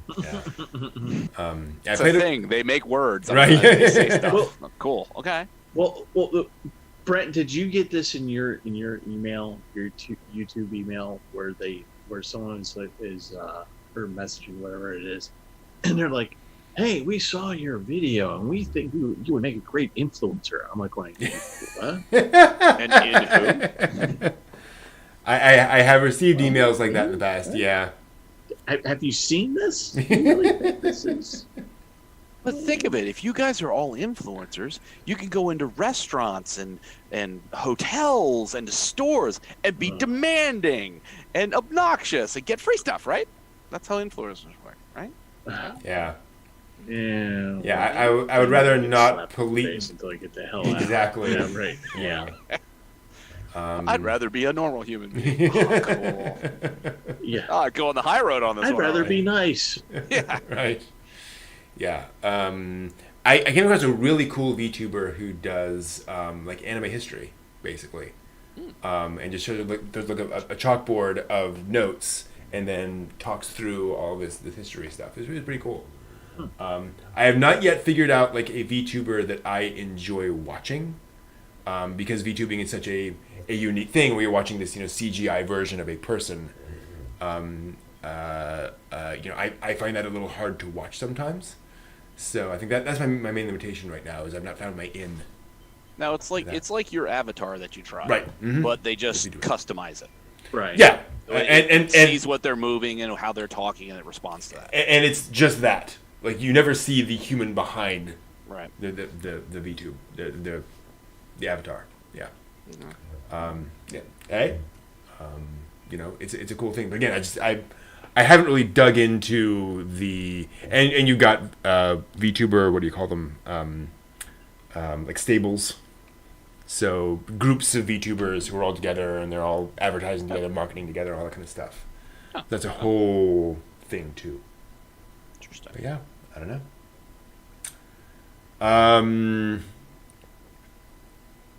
Let's see here. There's history. We do have history. There was history this week. Imagine that. First, we'll see if the line's back. Oh. Kinda. Sorta. You had the hat too far back. Yeah, it's true. Yeah. Yeah. Not too much of a line. Let's do some history. Look at some anime history. The things I that can. was. The things that was. The history that was. Thing that happened today. Word. Words. I'm not even going to try a signal. Hand sign. That might get you flagged for YouTube. Yeah, exactly. Yeah, no. Let's just not go there. Welcome to This Week in Anime History, where I talk about things that happened this week in anime history. And we'll start, as you can probably tell there at the bottom. July 8th saw the arrival of Commodore Perry in Japan, the Black Ships, where Commodore Perry came in with very modern ships into a very non-modern Japan, and upended the apple cart of Japanese isolationism. And really forced the Japanese to open themselves to foreign shores and foreign trade, and really caused not only the modernization of Japan, but also a civil war. So that's a thing that happened, and definitely changed the course of Japanese history to allow for what we see today.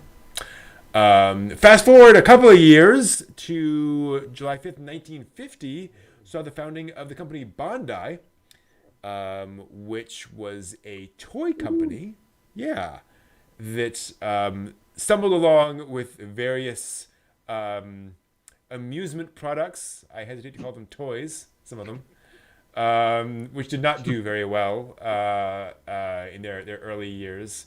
Had a lot of production problems, a lot of quality problems in the post-war years. But toys were a really, really good business in the post-World War II years, especially due to American subsidies and American business elements going on there. But finally, Bandai hit a home run in 1963 with this character named Astro Boy, which you may have heard of. And that did very well. Fast forward quite a few years from that to July 10th, 1999, and over here in America, the Toonami block on Cartoon Network transitioned itself over from primarily American action cartoons to primarily anime series, and it really became an anime block. Dun, dun, dun. Yeah, at that point. And Yeah. Toonami became a force for introducing people to anime, with shows like Gundam Wing and Ronin Warriors and a lot of other stuff besides. And of course, Dragon Ball Z. Dragon Ball Z has always been introducing people to anime since like the 90s. And probably will continue doing that for the next 20 years, because, to quote Funimation, there are new 8-year-olds entering the scene every day. So, and then immediately looked embarrassed when he said that, because he's like, oh, what am I saying? Oh, wow. But yes, Toonami, long may it live, and long may it be remembered as a really important moment in anime history. Yes. Thank you, Toonami, for putting Cowboy Bebop on, for putting Yeah. Yasha on, for putting Rurouni Kenshin on, for putting any number of wonderful things on. Samurai Champloo. Yeah. Yeah. They did they did a week of a mecha Dandy. week, I remember. They showed a whole bunch of stuff. I am now scrolling down to the Wikipedia article for animated series broadcast by Toonami. And it goes on forever. Oh, it does. Let me give you a partial list. Gundam 8th MS Team. Akigame ga Kill. 2003 Astro Boy. Assassination Classroom. Attack on Titan. Bakugan. Big O. Hell yeah. Big O. Black Clover. Black Lagoon. That's right. Yeah. That one should. Blade Runner Black Lotus. Bleach. Blue Exorcist. Bobobo. They actually got that on there? Yes, they did. Wow. Yeah, they did. Dang. Confusing as hell as it was, but Card Captors. Good on them. Casshern Sins, Cowboy Bebop. Cyborg 009. what? Yeah. I'm assuming this is one of the more recent one. Only the first half aired on Toonami. Dead Man Wonderland, Demon Slayer. Dragon Ball. Dragon Ball GT, Dragon Ball Z, Dragon Ball Super, Dragon Ball Z Kai, Dragon Ball Z Kai The Final Chapters, Dr. Stone Duel Masters, Eureka 7, Yep. Ice Shield 21, Oh. Fire Force, When Woo! did they put Fire Force on? Wow, okay. July Good on them. 27th, 2019. Fire Force on. Yeah. Wow. And the second season came out in 2020. Yeah. Furikuri, Wow. of course, and Of Furikuri course. Alternative. Progressive. Food Wars. Yep, I knew that one. Presumably somewhat censored. FMA Brotherhood. G-Force, of course. Goes to Show Standalone Complex. G Gundam, Gundam 0080, Seed, Wing. Gurren Lagann. Dot Hack Sign. Good on them there. Hamtaro. Oh, of course. Hamtaro was like a long time ago. Yeah, that was 2002, according to this. Little Hamsters, Big Adventures. Yes, exactly. Harlock Saga, good on them. Wow. Which aired on Reactor 2.0 in 2001. Toonami Reactor. Hellsing Ultimate, they snagged. Dang. Yep. Okay. I did not. They had to cut a lot out of that. They also aired on Toonami Jetstream on Imagine Asian TV, Hikaru no Go. Wow. Really? Yeah. So that was only on their online broadband streaming service. Never on television, but on Toonami Jetstream, they got Hikaru no Go. I wish I had known that. Dang. Back in I didn't even know there was a Toonami Jet. Yeah. I didn't even heard of it. Yeah. Hunter x Hunter, the 2011 version. IGPX, which was a co-production with Production IG. Inuyasha, of course. JoJo, Kill la Kill. Lupin the Third Part 4. Oh, Did not know that. Okay. And Part 5. Mega Man Star Force. Megalobox. Michiko and Hachin. Yeah. Wow. I did not realize they had that one on there. Wow. Psycho 100. Original Gundam. My Hero Academia. Naruto. One Piece. One Punch Man. Outlaw Star. Paranoia Agent. Wow, I didn't realize I got that one. That was last year. Damn, I knew about One Punch. Actually, I didn't get a chance to see it. I take that back. They originally aired Adult Swim from 05 to 07, and then they re-aired it in 2020. Yeah.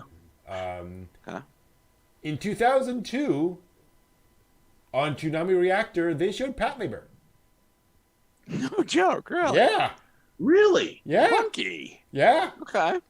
I missed that. Jeez. They showed a bunch of Pokemon, Pop Team Epic, of course, Promised Neverland, Rave Master, Record of Lotus War, also on Reactor. Dang. Wow. Ronin Warriors, Robotech, Kenshin, Sailor Moon, Samurai 7, Samurai Champloo. Yes. Yep. Soul Eater, Space Dandy. On Toonami Reactor, they also aired Star Effing Blazers. What? Wow. Oh, I would have loved to have watched that on commercial television again. That would have been such a blast in the past. SAO, pretty much all of them. The various Tenchis, of course. Tokyo Ghoul, various Transformers series. I Am Prince of Tennis, also on Jetstream only. I am the Prince of Tennis. Apparently they aired it briefly on Toonami. Voltron, of course. Oh, yes. The recent Yasuhime, and all the Yu-Gi-Ohs, Yu Yu Hakusho, and a bunch of Zoids. Tonight on Yu Yu Hakusho. Show. Good old Toonami. Wow. Yes, that has been quite critical in the formation of otaku in the United States. Yeah, totally. If Also, only all of the studios in Japan had gotten their collective heads together sometime in the mid '80s and gone, there was if we do this thing like this, we could probably get a place to market a lot of our stuff. I remember seeing, and I mentioned this before, I remember seeing an interview with some of the folks at Toonami when they announced IGPX. And IGPX was originally, let me see, I'm going to make sure I get this right. The first IGPX was a, let's see here. Horrible disaster. It was a micro series of 5-minute episodes. Yep. Which was just a thing the Production IG made. Fun, fine. Adult Swim and Toonami and Cartoon Network stumbled across it and was like, this is cool. Anime is big. Can we fund a full anime TV series version of this? Sure. And so they did that. And so this was a Cartoon Network funded anime series, IGPX, 26 episode anime TV series. And again, I saw the interview where the person is saying, how could you afford basically to fund a 26 episode anime TV series? And they go, oh no, believe me, this is one of the lesser expenses we've had at Toonami. Yeah. What? That's how cheap anime is. That's how little you have to pay for an anime series at Production IG, no less. Wow. The sad thing is that I always felt that the microseries was better than the 26 episode. I really did not like and for some reason. Well, to give you an idea of the budget for the anime TV series, the main character, Jin Takeshi, was played by Haley Joel Osment. Right. Oh, wow. Who at the time had an amazing career arc. Liz Recaro is played by Michelle Rodriguez. Oh. You had Kerry Walgren, Lance Henriksen, Kirk Thornton. Yep. And on, let me see if I can find him. Team Edge Raid included Crispin Freeman, Stephanie Shea, and Dave Wittenberg. And Team Sledge Mama was led by a man named Yama, voiced by Mark Hamill. Yeah. Wow. Yeah.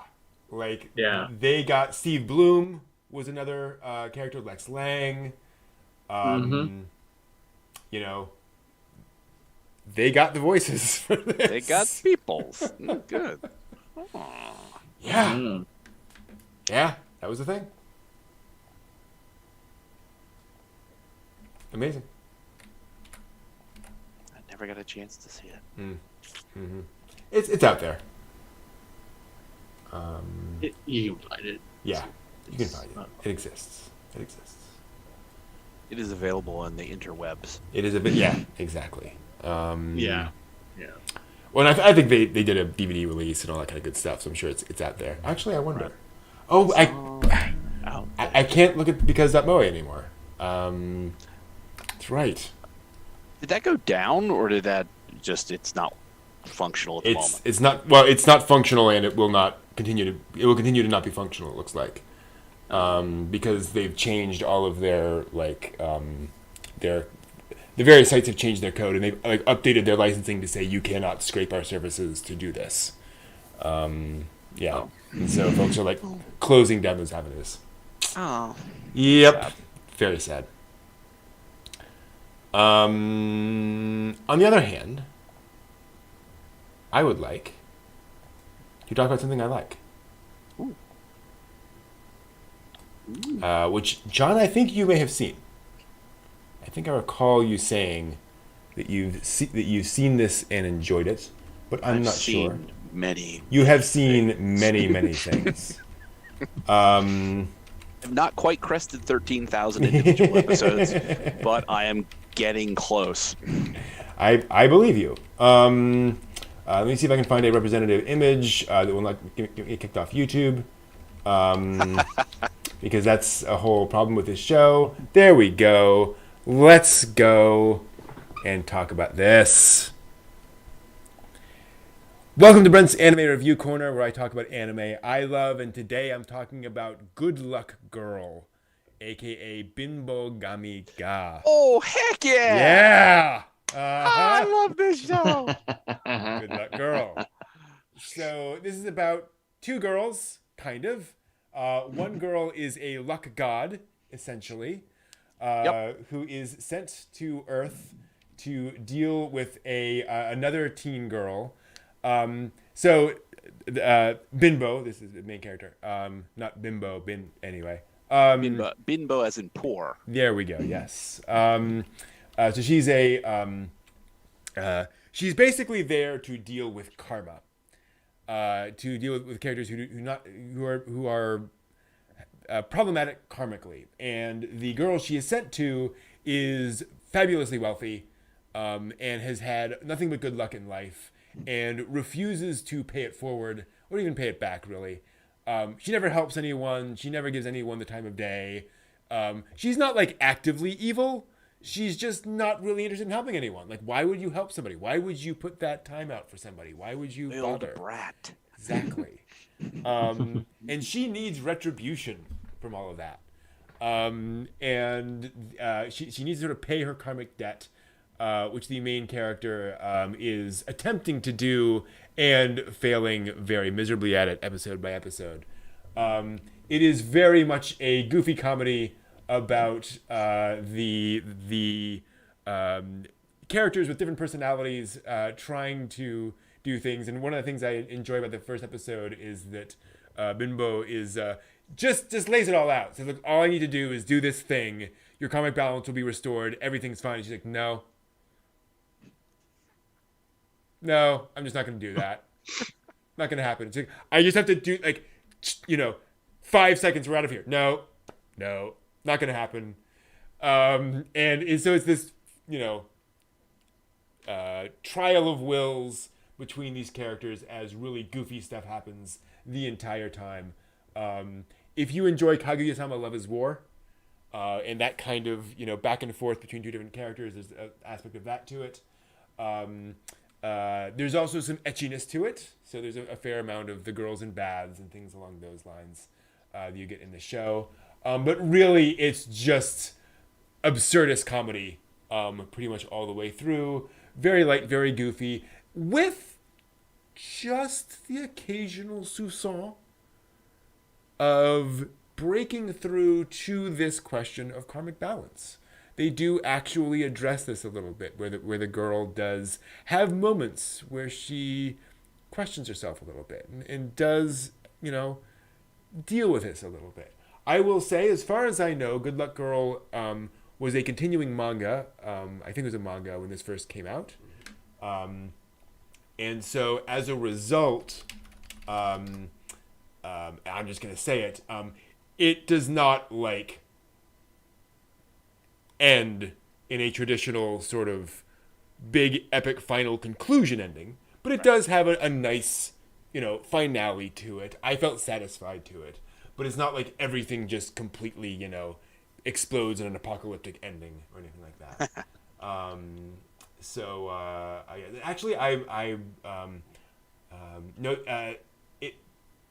That is correct. It was still ongoing. In fact, had a year left to go in the manga adaptation when the anime was released. So if you want the ending, got to go to the manga, as with so many anime. But just really fun, goofy show. Fun, light time. 12 or 13 episodes, I think.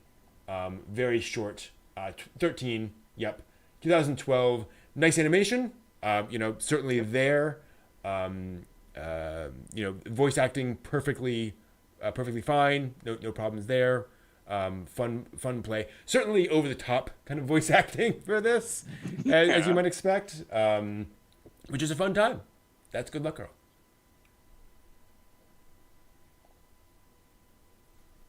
So yeah, just wanted to throw that out from there. Sunrise Studios, so it was there we go. There was quality there on that. Mm-hmm. Yep. Oh, hey Wesley, good to see you. Yeah. Welcome back. Haven't seen you around in a while. Awesome.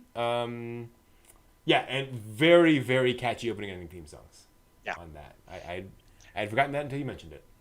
Yeah, I don't know how I ran across that. Me neither. No idea. It might have been one of those randomizer sort of moments where it's like, I'm just gonna go for a stupid comedy, and it popped up, and I'm like, sure, okay, character design looks good. It seems like they're something funny could happen, and I'm like, for stupid, it has some heart there. There's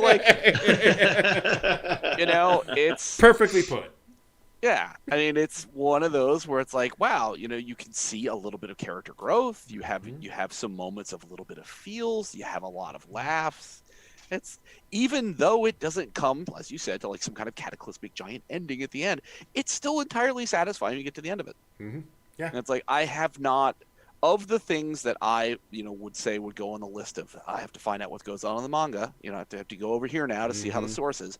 I was so completely satisfied at the end of Bimbogami that I was cool. I was like, I don't really need to know more or less.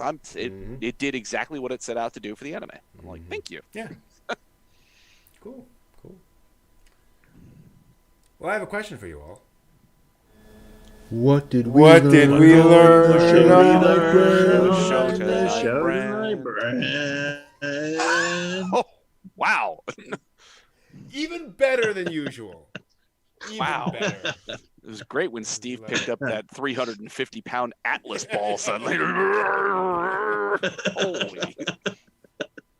Just tuck your intestines back in. You'll be fine. Exactly. I learned that I need to get on NFTs. I need to get in on this. I need to make some NFTs, put them out there, make my millions. It is time. Clearly, it is time before the market crashes and everyone realizes how ridiculous this is. Yeah? Pachinko NFTs. Ooh! Yes! Oh, God. You cracked the code, man. That's it. That's where all the money's at. Oh, boy. Wow. Yeah. And I thought it was going to be something like you learn, like you shouldn't embezzle money from your company that you're trying to make anime for, But, sure. I think I already knew that. I think that was NFTs is a good way to go too. I mean, there's something about both of those stories where they both seem like just apt for criminal enterprise. Yeah. Embezzling money from your company, criminal enterprise. Yep. Making NFTs repeatedly and selling them to people who are silly enough to buy that much money. It seems just like a criminal enterprise. All good. John, how about you? Not to do criminal enterprise. Okay. I'm going to take the moral high road on that one. That there is, so I'm just Lain gives and gives. The more you watch, the more you get. Other than that, it's just there's a lot of anime. I'm looking forward to the new season that they're announcing things that are coming along, and it's like, yes, okay, think good things are coming still. KyoAni, 2 animes that are going to be from that commercial. Yeah. I'll watch Hopefully. both. Hopefully. Yeah. Come on, make them. Let's Hopefully. go. I would love that. The Electric Catalog one, certainly I'll take that first. The Slice of Life school ninja thing, certainly second, but that's still right in my strike zone. The Electric Catalog, definitely. So, Yep. things I've learned. Oh, yeah. Retrofuturism, please. Yep. Yes. Yeah. Steve? Much like that rock of obsidian and the Q-tip, that's kind of what I feel like tonight. It's kind of like, did I learn anything? I don't know. Hell if I know. I did learn that yes, we must do NFTs. We must become an NFT factory, Pachinko NFTs. And but as long as we can get away with it, Yeah. Where the regulators show up. I've learned, I learned that if you want to have people to hate you, stealing from a charity is a good idea. Yeah. If that's a level of hate that you want. And I can't imagine that the level. I mean, for a nation that actually has karma as part of its religious values, you would think that maybe that would not be a good idea. I'm just putting it out there. Hey, come on, Steve. Humans are humans. Yeah, exactly. Humans are humans. And I've also learned, the last thing I've learned is tonight, is that I am thoroughly enjoying watching Lain, thoroughly enjoying talking about it, hearing everybody's different theories and things like that. It's really fascinating. I've learned that I am so thankful to the powers that be, the celestial powers, that I was never there for those damn storyboard meetings, because I can only just imagine what those poor people are like. And the director said, "Okay, this is what we're doing." And they're like, much like the egg. They're probably going, "Oh my God, why do you hate me? Just set me on fire. That's easier. Just stop." Imagine what it was like watching this anime when it came out. Weekly. There are no databases out there. There's no record. There are no other theories out there to try to compare against. All I can you think of watch is it that on like it a would be Wednesday I'd and watch- wait for the next Wednesday. Be like, what Right. happened last week? Right. Yeah, you wait. Yeah, you wait. You watch one episode and you have 6 more days to go. I don't understand. Oh God, there's another one. It's like a consistent slap to the face. Here it comes. Here it comes. Here it comes. Here it comes. You're not gonna move. There you go. Wait for another 6 days for the next slap. Oh no. God. Yeah. Quite the thing. Lain, much like fire, can be painful. Yes. I see a familiar face, Wesley Gopal, back in the chat room. Good to see you. He does have a question I would like for us to see if we can address real quick. Have you ever seen a series or finished a manga and it left you emotionally drained? I think the answer to that is yes, given this Yes. week. I.e. sad or mixed feelings or just spent. And how do you deal with that? How do you decompress from a show like Lain, which can be very emotionally draining? After Story had me sobbing uncontrollably. Oh, Jesus. Shikabane Hime did too, because of some of the things that were going on in there that it just hit me it was the right chord. It struck at the right moment where it's like, oh God. And slice of life, stupid comedies. That's you know what I mean? That was the wander around, finish crying, blot the tears up, then go, okay, I need stupid. I need to get stupid. I need to get really, really stupid. And that really helps. Yeah. Yeah, like so many out there. The first one that made me go, oh, or just like get up, leave the room, and cry in the bathroom is like Grave of the Fireflies, of course. And before I realized that was a mystery. That's up on that one. Apparently. But the more recent one would be A Silent Voice, which really just like twist and twist and twist and twist. And you after you first things first is that sometimes, if depending upon my state of mind, I sometimes yell at the TV. And then I immediately go, "Oh, my neighbor's going to call the police." Has not happened yet, so I'm thankful for that. But like John's saying, you just kind of have to go in a different direction, and watch a stupid anime or something funny, or or like what I do, eat. I just eat. I just eat. I'm just like, okay, the serving size of these Oreos is like 4. 10 minutes later, I'm eating the last one. I need a lot of servings of happiness right now. Yeah. The ones that jump to mind to me are Barefoot Gen. Primarily because of just the visuals and the imagery of that.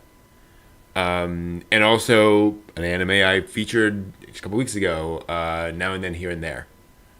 That is a heavy series, dealing with a lot of tough things.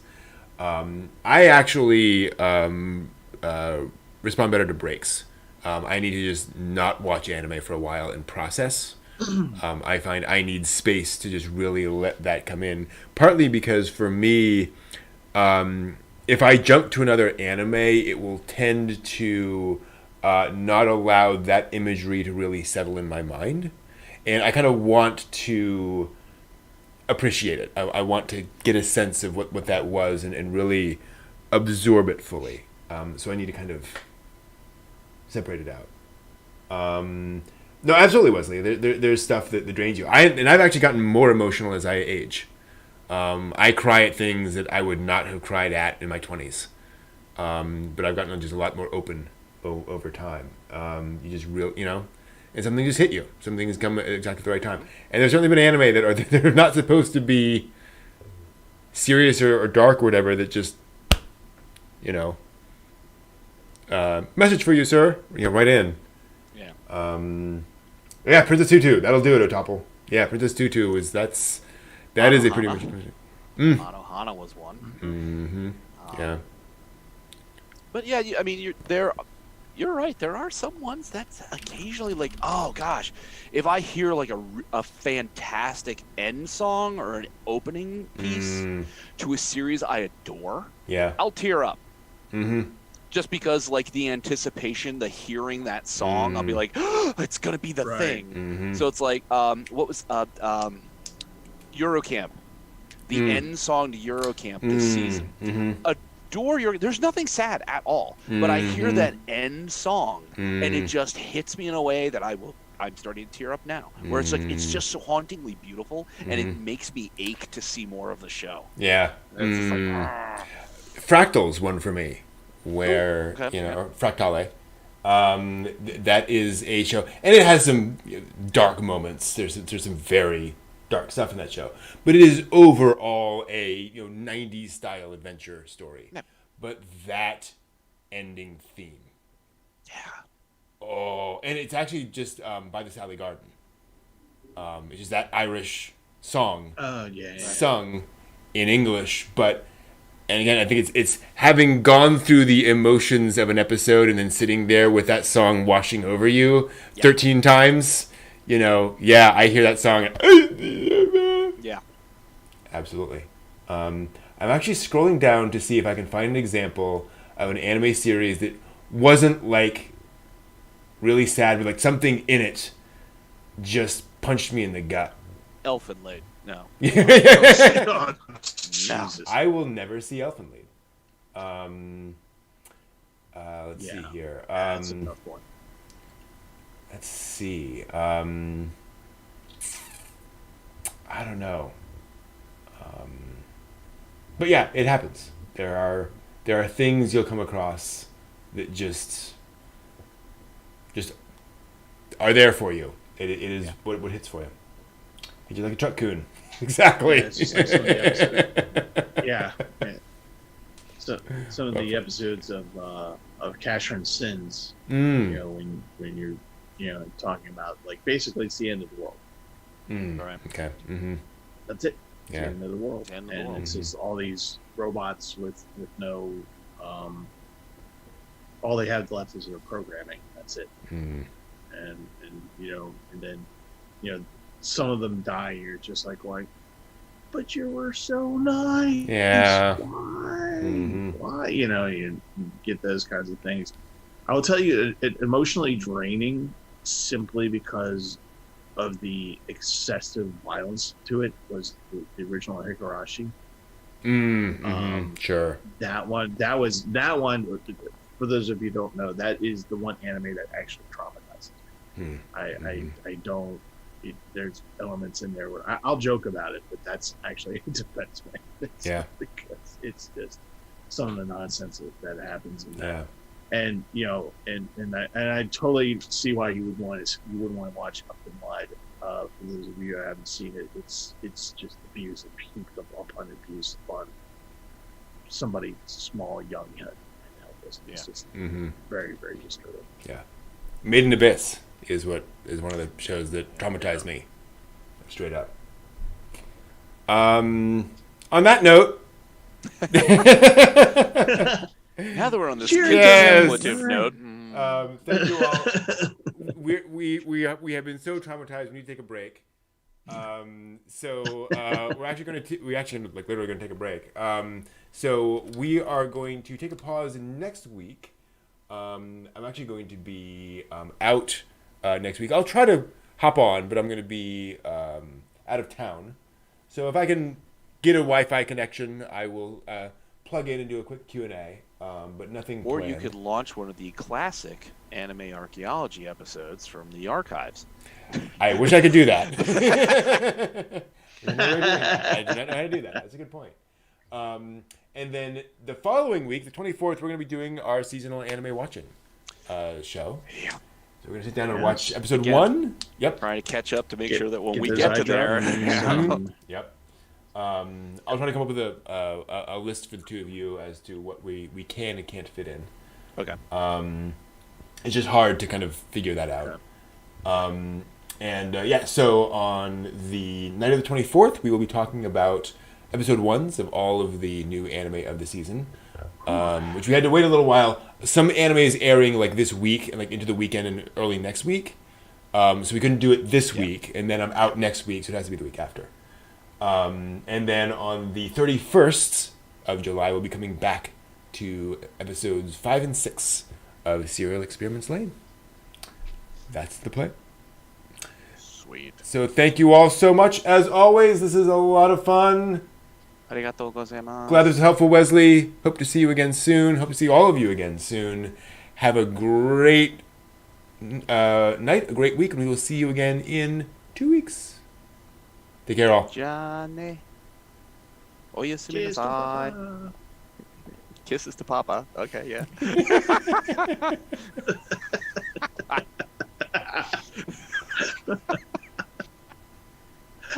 And the Baron. And the Batmobile.